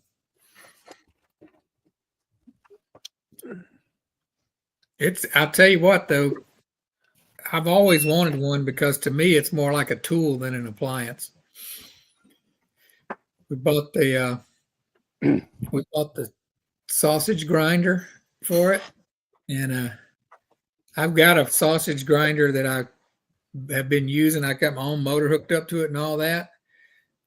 And now the motor I have hooked up to my sausage grinder is really weak, but that KitchenAid, that little small KitchenAid grinder will grind circles around my other grinder. It's crazy how powerful it is. This is what I control. All my warming cabinets and my incubators. I have 3 of these. Yeah, I got to buy one of those. I looked on your website. Willie, or ever how you pronounce that. What's the high end temperature on that? I don't know. I had it, my other cabinet, I had it up like 180 degrees when I was melting wax. Right. Okay. And you can make it swing 1/10 of a degree. Really? But you plug your lamp into this, right, and it's got like a 6-foot cord that goes in here, and that's where your probe is. Thermostat, yeah. I have one that's for a terrarium, but it only goes to 108 degrees. As a matter of fact, that's what I got it set on now, but because I'm trying to reliquefy that honey, but I want to get one that'll let it go up higher like yours. And this is good for 10 amps.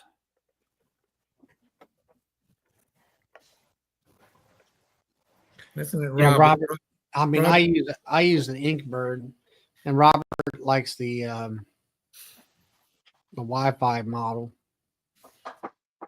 Robert was talking about he had to run his cabinet 116 degrees for 5 to 6 days to get the internal temp of, I guess, the honey at 104. Otherwise, it wouldn't fully decrystallize. That makes sense. I find that depends on how bad the crystallization is. Right. I had some honey here that actually became solid, like a ice, solid block. And the honey, I put it in my warming cabinet for several weeks, and I'll say that the honey on top of it liquefied. So I poured it, I went from one bucket to the next bucket, poured that liquid off to where the bucket was a little bit more manageable and weight wise. So what I did was I got my mother's canning tub, put it on the kitchen stove, and it had a wooden mesh in the bottom that I think we made. And anyway, filled it up with water, put the bucket in, filled it up with water. And then of course the water is underneath the bucket and around the sides of the bucket. And I did that. It was on a Sunday or something like that, where I could sit there and watch it and stir it and whatever over it was at least an hour or more for that to finally get that completely melted and all. See this one? It's a quart. This one was like that, Charlie. It was solid. And I put it in that warming tank at about 108, well, highest it would go for a long time. It got everything except the bottom part, and it never has. And I've never stirred it or anything. I've never even opened it up, to be honest with you. But that's kind of where it got it to. So, Yeah, but it was. This one was just was hard as a rock when I first started it. completely But- hard. But I had to leave it at that temperature for a long time to get to that. Yeah, I think I'm going to say my water temp. I have two thermometers. I have one for the water and one for the honey. I try to keep the honey less than 100 degrees, and all the time. And the water really don't. It might get up to 150 degrees. That water, maybe close to 200. But I turn the stove on and off to keep the water at a certain temperature and all that. But anyway, it got melted. But and then sometimes your honey will be kind of to the point of kind of like applesauce, that consistency. It's not hard, but it's a lot of chunky stuff, and that takes quite a bit of effort and all. That's where I really like my bottling tank, where if I try to keep it as pour it in there as liquid form for sure. I like to keep it warm. I like warming the honey in the buckets to where it's really liquefied, and then I can pour it through the screening. That way, I do that extra running it through the bucket sieve. Another time I found where a piece of wood, like off of a frame, happened to get out. I don't know how it got in the bucket, but it got in there, and that kind of a thing. And just as sort of a health protection, an extra protection step for me.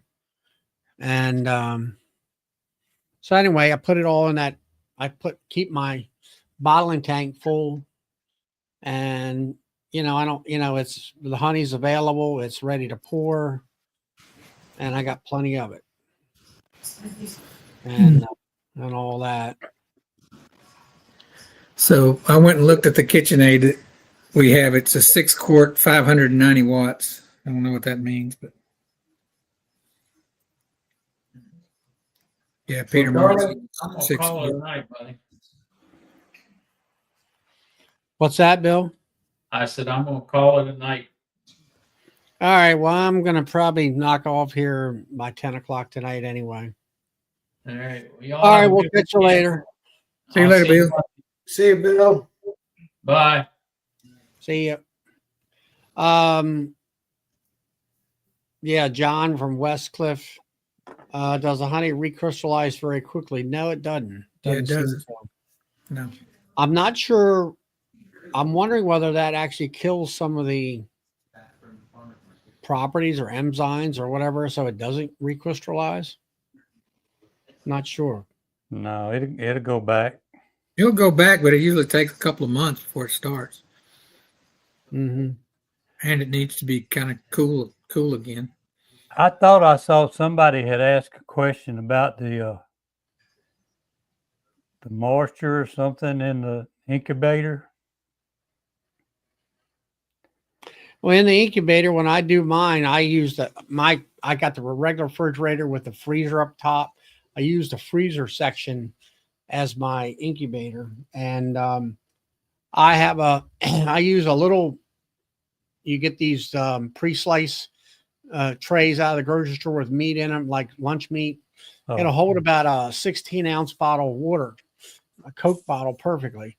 And I pour that in there, and I have a fan in that incubator, in that cavity, circulates the air around, and you put your cells in there, and then it also keeps the humidity about right, and it works fine. I don't have one with me, but in my incubator, it's in storage right now, but I use a little container.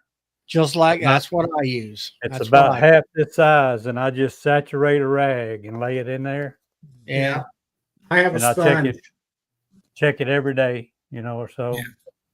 every Yeah. other day and just I keep it wet. find mine. I just pour the water in there. But like you say, Joey, it don't take but a few days and that water's gone. Yeah. As long as you keep it wet, you do pretty good. I made this whipped honey this morning. I didn't even stir it at all. Look at that. That's perfect. That's that. It's like it's like a melted marshmallow. It's good stuff too. It's good Mhm. though. That's the cream of the crop. That's right. Cream rises to the top. I'd have to sell it for a lot because I sure didn't make very much. Yeah.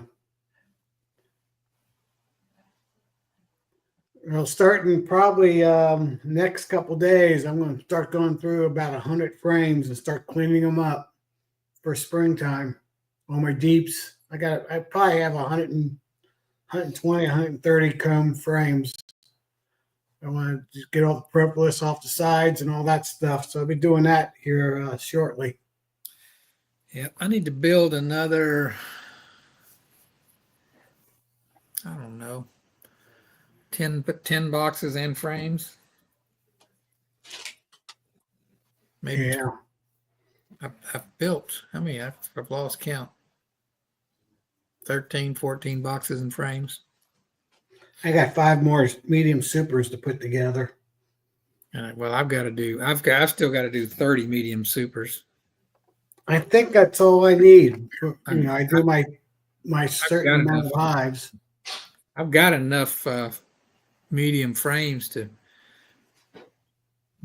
fill up 10 or 15. Norm wants to know if I went to my bees indoors. No, I don't. It's not that cold where I live. I mean, it gets cold, but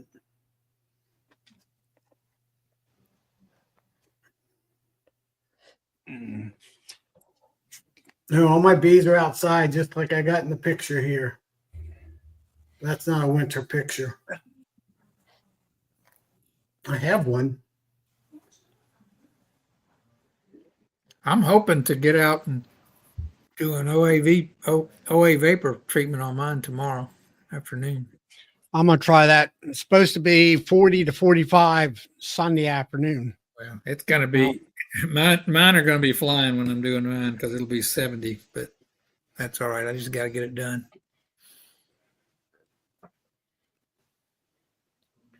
And hopefully mine, I like it to be at 45 degrees and all that. So that's what I plan on doing. I don't know what it is. Let me see what it is right now here. It's been raining all day today. Mr. Doug there says to make cream honey, stir slow over a long period of time. If you've never seen his videos on cream and honey, you need to go watch them. Who's that? Oh yeah, he got a good Doug stuff.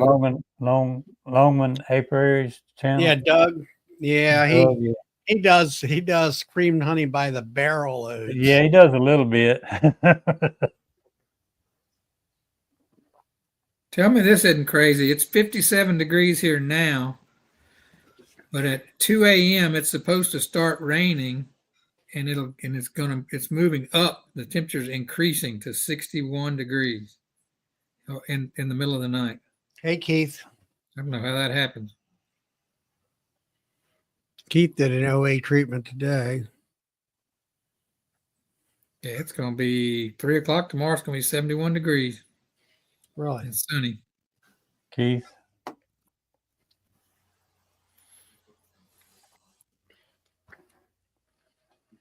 Hey, Keith.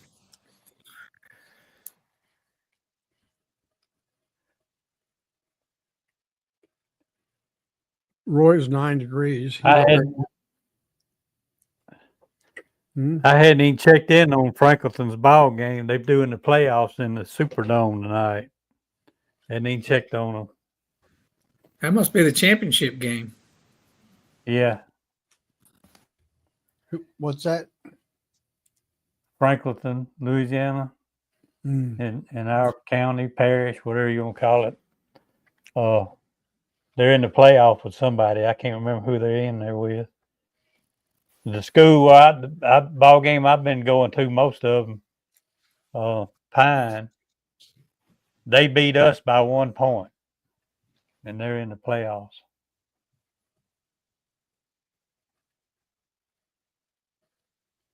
That game, when we played them, it was almost like playing yourself.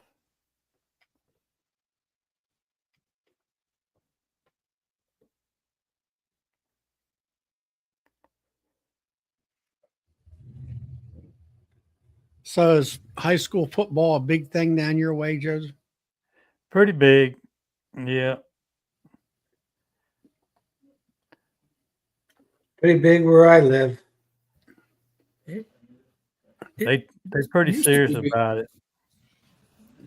My old high school had to go to 8-man football.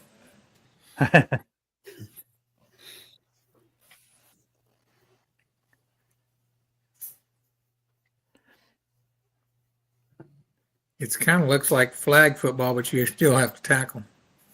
Or try to tackle. You have to. Well, I didn't know whether, like, I was in West Virginia in an area quite remote, and I was pretty much the only thing around to do. Yeah, no, that's true. That's absolutely true. Which the whole community, that was probably the only community gathering, Yeah. for anybody to really do anything. Where if you live more in a metro area, I guess you call it, around not so much a city, but a more condensed area, there's always multiple things to do. I went to such a small high school that when I was a senior and stepped on the football field in the first game, I didn't step off the football field till the last second of the last game. I was on every special teams, everything. I never was much on sports to begin with. Fortunately, I never got injured, so the only people that did get out of playing and all that got injured. But yeah, I used to love it. Yeah, I went to a pretty big high school, bigger than a lot of colleges. Yeah, that's the way it is here in Capel. My kids didn't play football past like 8th grade here. My freshman year, we were 732 kids. Yep, that sounds about the same as the way it is here. Yeah, I mean, if you're, I don't like to say I never was much on the sports and really any sports at all. Just never was my interest on everything.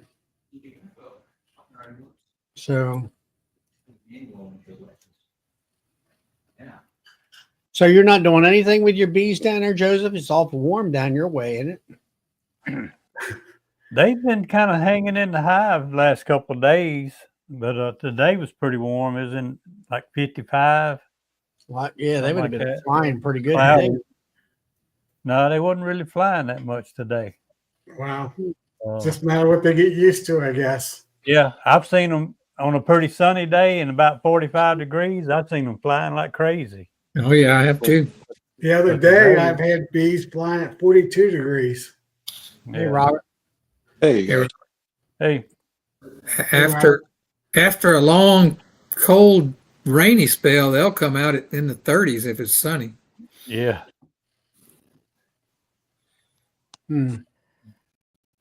So what's Robert doing these days out there in Ohio? Anything? Freezing my butt off. It's like been 20 degrees for the last several days here. I was going to show you. Not where I live, Robert, in Ohio. Well, you're kind of west of Robert, I think. South. You're almost in Tennessee, aren't you, Tom? Yeah. Well, almost Kentucky. And Kentucky, Tennessee, Kentucky, and Ohio, don't they all come right there together? I was going to show you guys, you were talking about the honey crystallization. I was just going to show you something here just for Philip's benefit. Give me 2 seconds. Let me get this camera figured out.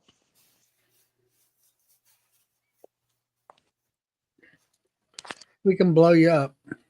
Oh, hold on. Give me a second. I'm just trying to. All right. So, I guess turn this Oh, you up. got yourself a fancy looking Oh, look at that, a bottler. bottling machine there.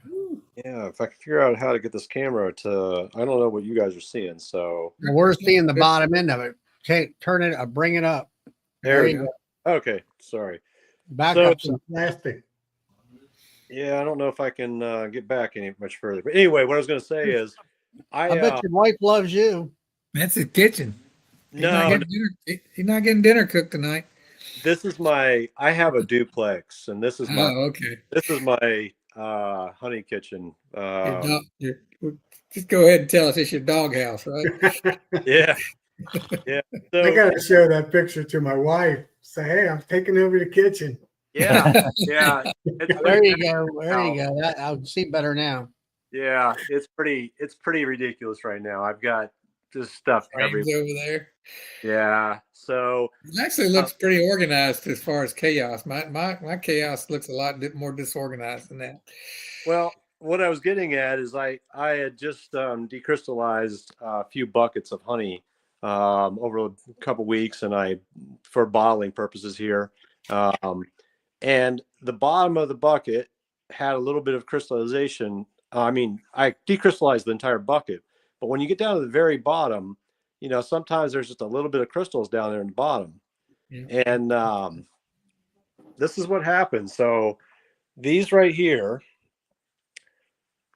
this is 2 weeks at 53 degrees or 52 degrees, because I leave the thermostat in this room at 50. We don't live in this unit, so we just have it just sets at 52 degrees because nobody's in here.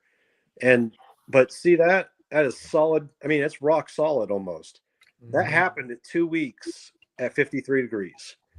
Yeah. This is the same honey, same bucket, completely decrystallized 2 weeks later. So you did decrystallize that though, right? I did decrystallize the bucket, but the difference is, and see here, this one is almost crystallized. This is the tail end. This is basically the last couple out of the bucket. Bottom. Okay, yeah, it had the crystals already in it. Yeah. So I guess what I was trying to say is, when you're doing that, even when you're decrystallizing those buckets and you think you have it all, if you have just a little bit of crystals, just a little bit, this will happen. Now, granted, this is at 52 degrees, and that's ideal temperature for crystallization. Like it happens. Like, I mean, these are rock solid 2 weeks. Yeah. But you look at all these are all the same bucket, the exact same bucket. No crystallization whatsoever in any of these. So it's crazy how that works. But Look at all that foam. You're getting foam, but yep, that might be part of the decrystallization of it. That's what happened to mine when I put it in hot water. Yep. Well, that came out of those came out of the heating cabinet. So yeah, you got right on the top, you get some of that foam. That also happens too because you have small batch, right? If you're doing a large batch, you don't seem to have that as much. But when you put it in the heating cabinet and then you put it in here in the cold, you get that. And I don't know if that's from the crystallization process or what, but you do get that. But it's not on the barrel that way. If you looked at the barrel when I bottled this, there wasn't any foam on it whatsoever. So it's just part of that. I don't know why, but you can see there's a pretty big head on the top of these. Yeah. And none of that was there 2 weeks ago. So it's part of that. Is that air where it's been churned up? Well, I used a lot of it is. I bought a pump this time. I've never used a pump before. Talk about what a back saver. So this is that Hilco pump. I don't know if you guys have seen those. This is their new pump from this year. Yeah, aren't they yellow now? No, the old ones, the originals were yellow. The new ones are black. Wow. I mean, I just bought this, so I don't mind picking up the buckets. What I hate is trying to pour them through a screen and then waiting for the honey to go through the screen and have them sit there and hold it. yeah. So if you buy, like what I did is I bought a 40-gallon kettle, and you let it sit overnight and drain out the bottom and you're done. You don't have to worry about that anymore. You don't have to wait for that. And then when you get it at this part of the process, after it's, bucketed, you don't have to worry because it's all gone. Now I do have inside my bottling tank here. I still have more to bottle, so that's why this is setting like this. But there's I got 5 more buckets in the warmer getting ready to be bottled this weekend. But I was supposed to do it last weekend. I just got busy. But there's a micron filter in the top of this. Right. So I run it through that. So it catches anything that could have gone in, but I've never had an issue. But So anyway, I just where are you selling all that honey, Robert? well, about 3 weeks ago, I did a craft show and I sold like 72 bottles that one day. That's So really good. yeah, not too bad. I'm just selling. It's holidays, so friends and family, colleagues, whatever. A lot of people are buying right now. And then I've been getting a lot of return business from previous years. And this has been a real popular item is the spicy honey. It's not hot honey. It's spicy honey. I mean, I call it spicy because it's not, to me, it's not hot. It's got a little kick to it, but it's not going to light you up, So people that can't handle anything that's real spicy, it's real popular. A lot of people like it. I sold more bottles. I bottled 30 bottles of this at the craft show, and I sold every single one of them. So Charlie, you have to back me up on this. Do you remember, what was it, a year and a half? Robert said, I don't want to fool with bottling and selling a bunch of honey to a bunch of different people. Yeah. And all that. Where'd you He get the was bottling machine at, Why Robert? you want to be like that, man? Why you want to be like that? That's all I'm saying. I like it. I like that transformation, Robert. That's good. You're making money too. Yeah. Hey, at least you're getting what your honey's worth when you sell it this way. Yeah. I'm still selling it. I mean, I'm getting more of a premium selling it by myself. I have it through 2 wineries now as well. They're selling okay. I mean, it's not great, but they're selling, a fair amount for me. I'm still think I'm going to end up going more bulk and selling to. Let me turn my camera off so I can look at this. But I think I'm going to go more selling bulk to distributors rather than selling by myself. I'm just producing too much honey these days. Too much honey. Come on now. Well, it's just good that you're selling, Robert. It takes time. Such that thing is too much honey. Yeah, that's what I'm saying. I'm never going to say that. You're not going to hear that from me. I'm down to my last 3 buckets. I mean, if I could do 3,000 pounds, I'd do 3,000 pounds. I'd sell it all. Yeah. Well, the guy that I've talked to, he said he could sell up to 5,000 pounds a year through that distributor. It's just the problem is I'm going to have to take a lot less money for it per, Yeah. I think I could move. I'm making do with 1,000, but I'm putting it in really tiny jars and marking it way up. But I think I could easily move 3,000 pounds in a year. Hey, Robert, Doug says you're running your pump too fast. Is it can you, while your beaters in there are creating air in the honey? That might be legit because this is the first time I've used it, and I've not had this problem before. So I just didn't know. Well, if you can pump real slow, I guess you're pumping out of a bucket up into the pump or the bottling. Yeah. So for example, I take a 5-gallon bucket, tripping over everything. I just set it right here on this chair, and then I put the hose here into the barrel, and then turn that lever or the switch, and bada bing, man, it just cranks it up. But now are you pumping it out of the bucket into the hopper, all of it at one time, or are you just kind of slowly pumping it into the hopper? Slowly pumping it in, but I'm still probably faster than what it should be. I mean, if that's what the foam issue is, then that must be what it is. Maybe I'm just not. You're whipping the honey. You're whipping the air into the honey. But I mean, yeah. honey that fast, but maybe, or maybe I'm running it too slow when it's beating it. I don't know, because I turn it down on low and let it drain, fill up because this holds 7 gallons and this is a 6-gallon bucket.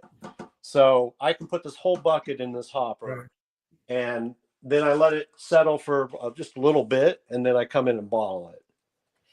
Well, that's true because with me, if I like my bottling tank, I'll pour, let's say, 2 buckets, which is like 110 pounds of honey in there, and I won't bottle for a couple of days. I'll let that honey, that air settle out of that tank, go to the top and settle out, and then I'll bottle after that. So that might be your problem. You're creating that kind of a thing. Yeah, and I wish I had an example of. Right now, I've got. Here's another subject, but just get Philip going. But I've got right now. I bought like 6 different bottles to trial them out to see what people like and what they buy, and so I'm taking a loss on the glass bottles. But the funny thing is I'm only selling maybe 20% in glass. Everybody the squeeze bottles. And it's better for me because they're cheaper, but I'm offering all of my 1-pounders. I've got 4 or 5 different bottles. I think it is 4 different bottles Hey, James. of like each size. And I'm offering them all the same sizes for the same price just to see what sells. And by far now in my area, these, and this one's it's not clean, so it's a bad example, but these bottles here, they've got the honey comb on the side. Yeah. But these are inverted bottles. And these are the #1 sellers. Like everybody wants these inverted bottles. I don't know. For convenience. Yeah, you can get through the honey quicker. There. So this one here is a traditional bottle, right? So it has to stay upright.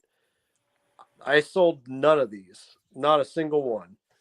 These, I sold probably 30 of these, and then I sold 10 of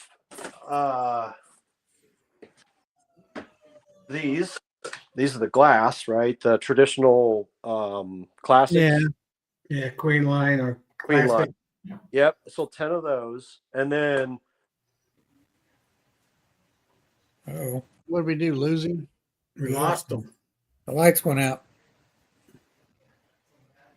He didn't pay the rent of his duplex. Yeah, Hey, James. Here we go. We're back. he's back. You still there? Yeah, now you are. Did I lose you guys? No, you went blank. I'm not sure what happened. I don't know if he can hear us. Oh, Oh, now yeah. you went blank There, again. you're blank again. I don't think he could hear us. Yeah.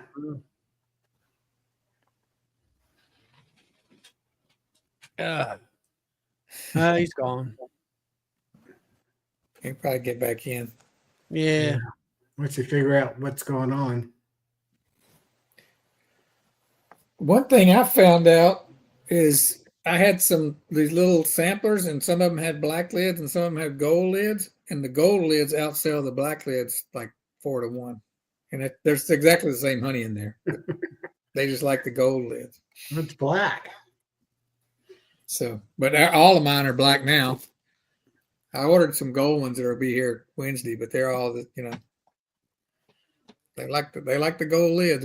Those sold out real fast. I go with white lids, not glass. And hadn't tested those. Do you guys find any difference in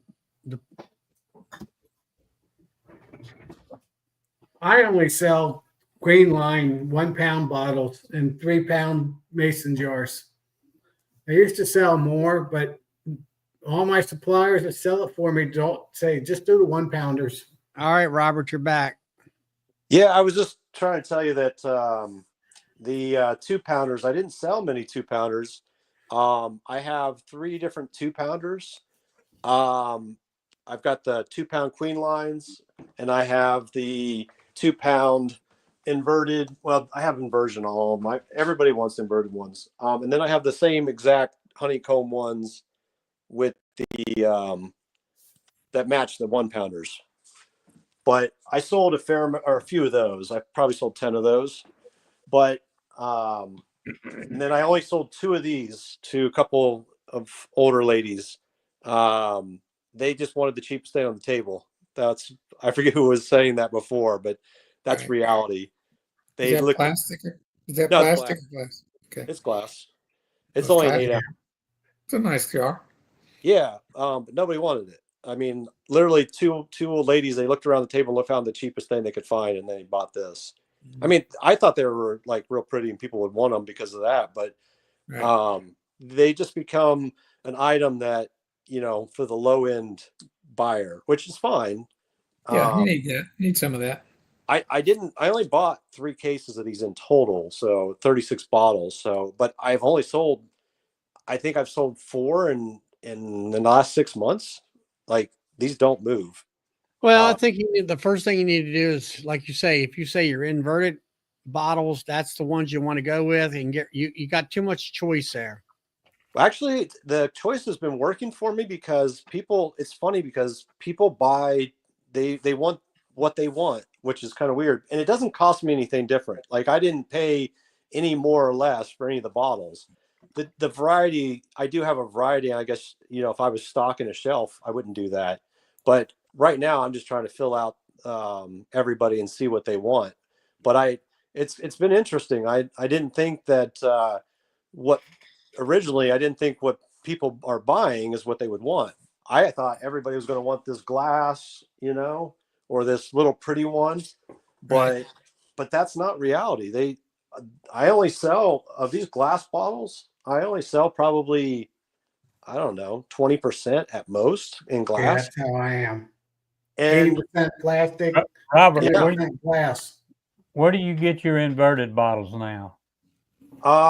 so they really come from Gamber Plastic or whatever it's called, bottling out in Pennsylvania. But Okay. Blue Sky, that's who they distribute for. So when I actually went to Gamber, it was good for shipping. When they added shipping, it was going to be more than buying it through Blue Sky. So I just drove up to Blue Sky. Yeah, About an hour and a half. I used to get them from Blue Sky and Date Ant. Every time I bought a bulk order, I would look at both of them, and one time, one of them would be cheaper, even with the shipping, and the next time, the next one would be cheaper. I don't know why they were like that. It's almost like buying tires. So when you buy now, tires, Robert, sometimes you can. are they? What the about the preach- lid? Are they all different? So I offered him when I took him to the show. I put different lids on them just for the sake of doing it, and I didn't sell a single bottle with this except for the spicy. I only have red lids, and they don't sell an inverted lid in red. So for the spicy, I do buy the red lids, and that's for my benefit because I don't want to get confused. So all my reds, all my spice, and not only that, you can't put an inverted on the spicy because the flavoring in it has pepper, Scotch pepper flakes in it, and so they would get trapped in the orifice inside the inverted ones, because there's a little plastic orifice in there. Yeah, you And got so that baffle. yeah, so you don't want to put your spicy in there anyway. But I have already I even took a lot of the lids off these and repackage them with new lids because they didn't sell a single one. So I just took the lids off, threw them away, and put the other lids on it, so I don't have to mess with that anymore. But What kind I of am lid? using. Are you talking about colored lids or what? No, this is a non-inverted lid, and nobody wanted that. See that What gold? did you do? Put a inverted lid on it? Yeah, I just took that off and I just put an inverted lid on it. So So the lid is what makes it inverted, not the bottom. exactly. It's just the lid. So this lid, I probably have one right here handy. Doug But wants to know if your spicy flakes float to the top. yes, they do. Yep. So if you, I mean, I don't think I can show it up close there, but you can see them up at the top. So what I do is like at the show, I just turn it up so that way they float to the top or the bottom. But if you give me a second, I think I have I can show you the lids. They're right here.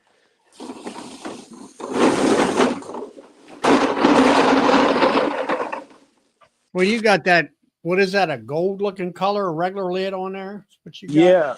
So what since I have a bunch, I'm only using those for the 3-pounders now.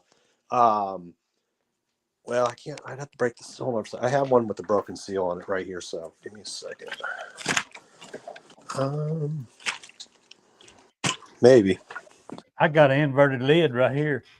There you go. Maybe you show them. Yeah, there's a little rubber seal in there that the traditional ones don't have. The poor ones don't have. Charlie wants to show it. Yeah. What is it? Yeah. That little That's thing. An what Val- inverted lid. See, look inside there. That's like on the ketchup bottle. Yeah. Yep, It's got- exactly. Yeah. Your traditionals just have that clear, the clear pour through. But those, your spicy doesn't work with those. Those, not the pepper flakes. They don't like to go through that port very well. That orifice. So, did you see what Todd at Loma Vista said about glass and plastic? No, I can't read the. I'm talking about Charlie. I could probably put it up on there.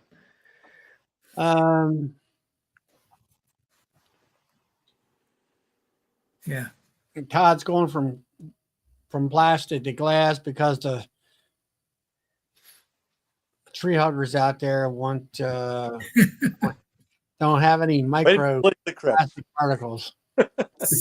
So I've always been glass, and I've had one, maybe two people ask me for plastic, and that's people that have kids. They like that squeeze bottle because it's not as messy. They give the kids a spoon in my jar, and it's all over the place because that's when we first started this. We were only going to do glass because the fact that we wanted to be, more holistic, kind of a whatever. And this, like I said, we just trialed a few, and we found that people preferred the plastic. And then because I also have Robert, that's because you're in Ohio. Yeah, I'm in a rural area, right? I'm not anywhere near a city. And then I also do the here. The mousse jar. Yeah. Yeah, nice. The jar. And then I wax dip them. And that's what I send to the winery is the mousse jars. Right. I do the wax or the mousse jars, and then I do the I can't find it, but I put like decorative cloth on the tops of the these jars here that go to the winery. And another thing I started doing, which I mean, it works for me because of our theme, right? My theme is 100% of our honey money goes to the college tuition, right? I like that. So that's why the bee has the. Oh, I see. Yeah, right. Yeah. So that's nice. That's a good gimmick. But what I've done is to mark because we have to mark the packaging date basically, and I only package once. I only have one harvest, or one or two harvests a year, depending on the year. This year I only had one harvest, so this is what I did this year for my date. I don't know if you can see that. Maybe. Wow. Yeah, I see it. Thank you. So see, it says class of 2024. That's great. I like that. How did you get that on there? That's just a sticker. It is. It's a clear sticker. That's nice. Yeah. That's a nice so touch. You can see that, like, I know, like, all this was batched in 2024. It's class of 2024, and then next year I'm going to do class of 2025. So it's just something, and they're cheap. Those stickers are cheap. They're like, well, I mean, they're not terribly cheap, but like 10 cents, 15 cents, something like that. They're not bad. So I think it adds some character to it, but it also allows me to track the date and that's my what do they call that? Batch number, basically. It was my 2024 batch. Yeah. Yeah, but the thing of it is, you're still selling 2023. That's 2024. I'm prodding you there, Robert. Oh, Yeah. I have the Or problem. was it 2022 that you still have? Yeah. Well, the problem is this year, because I sold all my 2023 at the beginning of the year and didn't sell any 24. That's my first batch of 24. I have. This is not good. Hold on a second. Let's see if I can pause this, but I'll show you I've got there's no point in showing you, but I have 24 buckets of 6-pound buckets sitting there in the garage. And that's got to be sold this year. So that's all my class of 2024. And I've got, 24 buckets still sitting out there, and I got 5 in the warmer. So, Man, wow. yeah, it's a lot. I don't know what I'm going to do if I don't start moving some honey. You got to start moving that honey. Yeah. Well, the problem was I didn't move any honey last year, really. And so this summer, all I did was sell out 23. So now my 24 is stockpiled, and this is the first of the 24, and I've got a lot. I got 3 buckets left. I got 2,400 pounds this year, and it's all sitting in buckets. The good news, Robert, though, is when April rolls around and it starts warming up a little bit, you're going to have the honey to sell, whereas some of us that sell out this time of year won't. And that's when people start bugging me, is as soon as those warm temperatures come, they think the honey should be ready. And this is not the case. Mine's not going to be ready until July, Right. So you're going to be sitting pretty when that happens. You're probably going to have a couple of slow months, but after that, you're going to be going gangbusters. You're going to I was behind. have local honey. And I didn't harvest until the 1st of August this year. And so that's why I was selling my 23 all the way up until just recently, all the way through, I don't know, September or whatever. So maybe October. But this is my first, 2 weeks ago was the first time I batched 2024.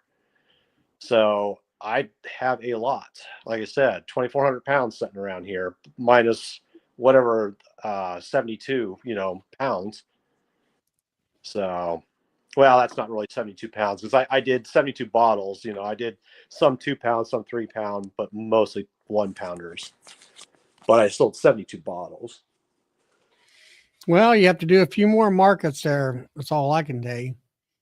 You got your Christmas sales out there somewhere. Yeah. Like I said, I think I'm gonna. The winery's been doing really well. They weren't selling anything in October. Actually, they didn't sell almost anything through the August, September timeframe. And then they basically sold out 2 cases last month. So it's crazy how I think people were buying their honey at the markets this summer. And now that the weather's cold, they're not going to markets. There's no more markets. And that's why the sales have picked up. That and Christmas, but yeah. But I'm convinced that's what it was. Well, it's just like myself. I got 1, 2s, and 3 pounders, and I here in the last 6 months or so, I'm if I would sell a 3-pound bottle of honey, maybe 1 a month. Now I'm selling 2 or 3 of them a week, and some got today, guy came today, got a 3-pounder. A couple of days ago, guy came and they go, I want 2 of them. It's and there's a lot of them are coming out. I want 2. I want 2. I want 2 of 3s, 2 3s. And the bigger ones are starting to kick off. Yeah, I sold 8 a couple weeks ago, 8 of them, 3-pounders. That was my stock. Now I got to make some more. I got, let's see, 3. I got 4 buckets plus a full honey tank, because I just filled it up last week. So I'm good for a while, but I might have to. You got some right here. I might have to resource some more. I'm gonna definitely resource some more honey here. I'm not. talk to one of my guys that I go to. Are you All right, back? guys, I'm gonna hop off. All right, Tom. Yeah. Robert, I need to get rid of you there. Remove you there. There you go. All right, see you, Tom. Yeah, I think I have to sell in glass because I sell my honey at such a premium that people, it feels heavier. Like this little bitty bottle here, it's 13 and a half ounces. I sell that for $16. So, and the jar is pretty expensive, but it feels heavy, in that heavy glass. If you're going to be charging as much as I do, you're going to need to. Philip, I came back onto the other computer because I want to show you something here in a second. I don't mean to interrupt your call there, or talk. So just go ahead and keep talking, but I'm going to show you what the Inkbird will do for you here. That's the whole reason why I originally called in. Yeah, Brian, I'm going to do this weekend too, OAD. Okay, so we'll see if we can get this to my camera focus. Okay, so whoop, hold on, I hit this button. 2 seconds, sorry. Let me try this again. All right, so see this right here? I got upper and lower cabinet. So this is my warming cabinet. So those are the Inkbird controllers. Those are, if you look at the picture there, whoop, that's what they look like in real life. Oh my gosh, terrible at this. If I click on this, it tells you what the temperature inside that cabinet is. So let me back up one. So here's my lower cabinet, which is running right now. It's 104 degrees inside my cabinet right now. If I want to see the history of what that cabinet's been doing, I can open up the history and I can see exactly where that temperature has been over the past however many days, however far I want to go back. And what I have it set to is I have it, I think, at 5 degree range, maybe. Yeah. So I have mine ranging at 5 degrees. So what happens is that temperature is going to bring it up to, sorry, you're fine. I'm just trying to find the point here. So see right here at the bottom is my set temperature. So I can come up here and set my temperature inside that cabinet to, it's set to 116 actually right now, but it's so cold outside in my garage that the cabinet's having a hard time keeping up that temperature. So it's currently at 104 in the cabinet, but I have it set to 116. But I can look at the history and I can see exactly where that cabinet, where that temperature's been over whatever period I want to track it at. And I can change it on the fly. So if I want to change the temperature of this thing, I literally just click on this button and then I can change the temperature up or down to whatever I want it to be instantly. And then, scroll up and down and there you go, you're done. Hit complete. And now you've adjusted the temperature in your cabinet. But I can also get an alarm on my phone. So if that cabinet was to go above a certain temperature or below a certain temperature, it will alarm me on my phone. So that's the benefit of having that, is you can go in there and adjust it whenever you need to. Yeah, that's nice. I don't know that I would. I'm not that big of a data nerd. I wouldn't. The history wouldn't do anything for me. It is nice because what happens is like you know what's going on. For example, it wasn't coming up to temperature. Like I didn't know that, but it wasn't coming up to temperature properly. And it was days. I waited almost a week and it wasn't up to temperature. I was busy. I wasn't really paying attention. So when I went to get the honey, it wasn't decrystallized. And I was like, well, why is this not decrystallized? And I look at the temperature and I look at the history and I'm like, oh shit, it's been, the temperature's been sagging the whole time. Come to find out, my insulation on the back of the unit had fallen off. It's this particular unit I have is like, it's a store unit. It's similar to Joseph's, where it's designed to be like in a store, but it's designed to be put in the wall. And it's a commercial, mine's an actual heating cabinet for a restaurant. Mm-hmm. So anyway, the insulation was exposed on the back and I somehow bumped it and I knocked the insulation off the back of it. and therefore it gave me a history. I could figure out what was wrong so I could go fix the problem. It wasn't just I opened up the cabinet and seen that my honey wasn't decrystallized. I knew exactly what had been happening for the past, whatever, 3 to 5 days. So anyway, I think it's really, really handy. And there's only like a $3 price difference or less. I forget what it is. I can pull it up real quick, but it's minimal. That is pretty nice. I had never seen that. Yeah.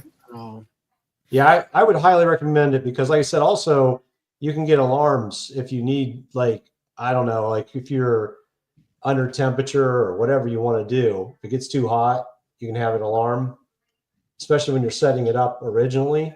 Like if you take a refrigerator like Charlie and you put a heating element in it and you put the controller in there, it can go too hot and you won't know and melt your refrigerator down.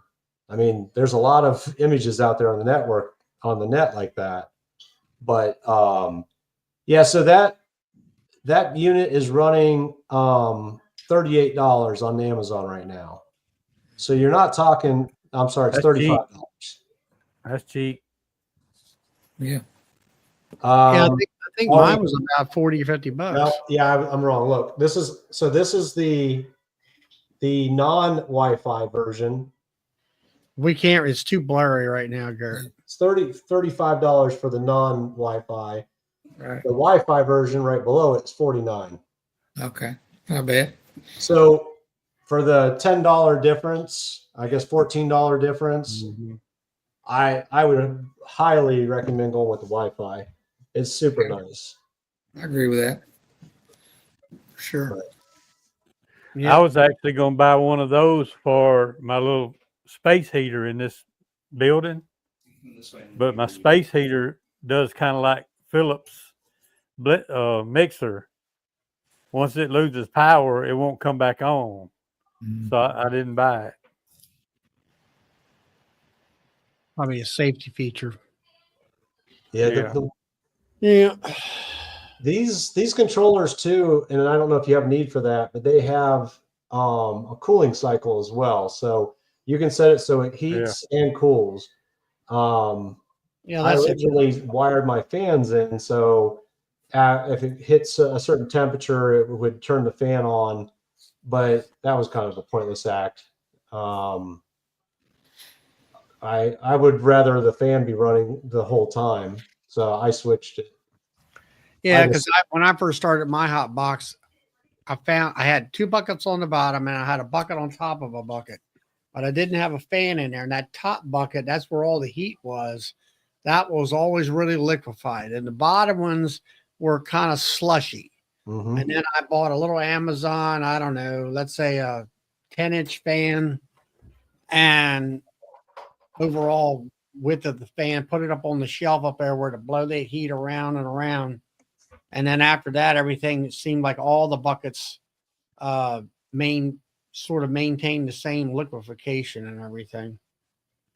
The nicest thing about those, Philip, is you can typically get those refrigerators for free.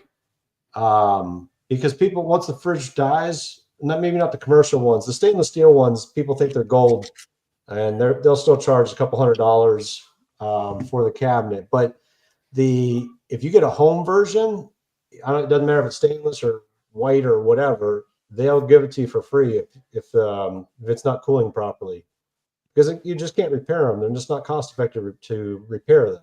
So people give them away every single day.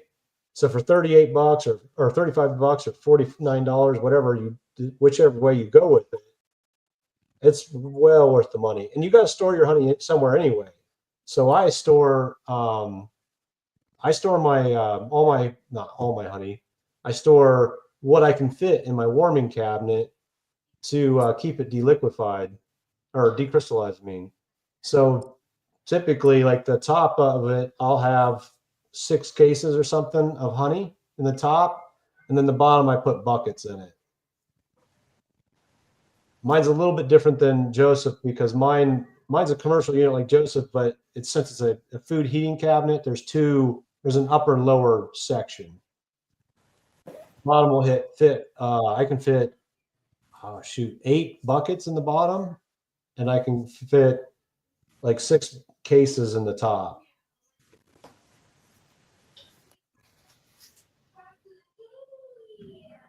But I only paid like 150 bucks for that cabinet, and it's well worth the money.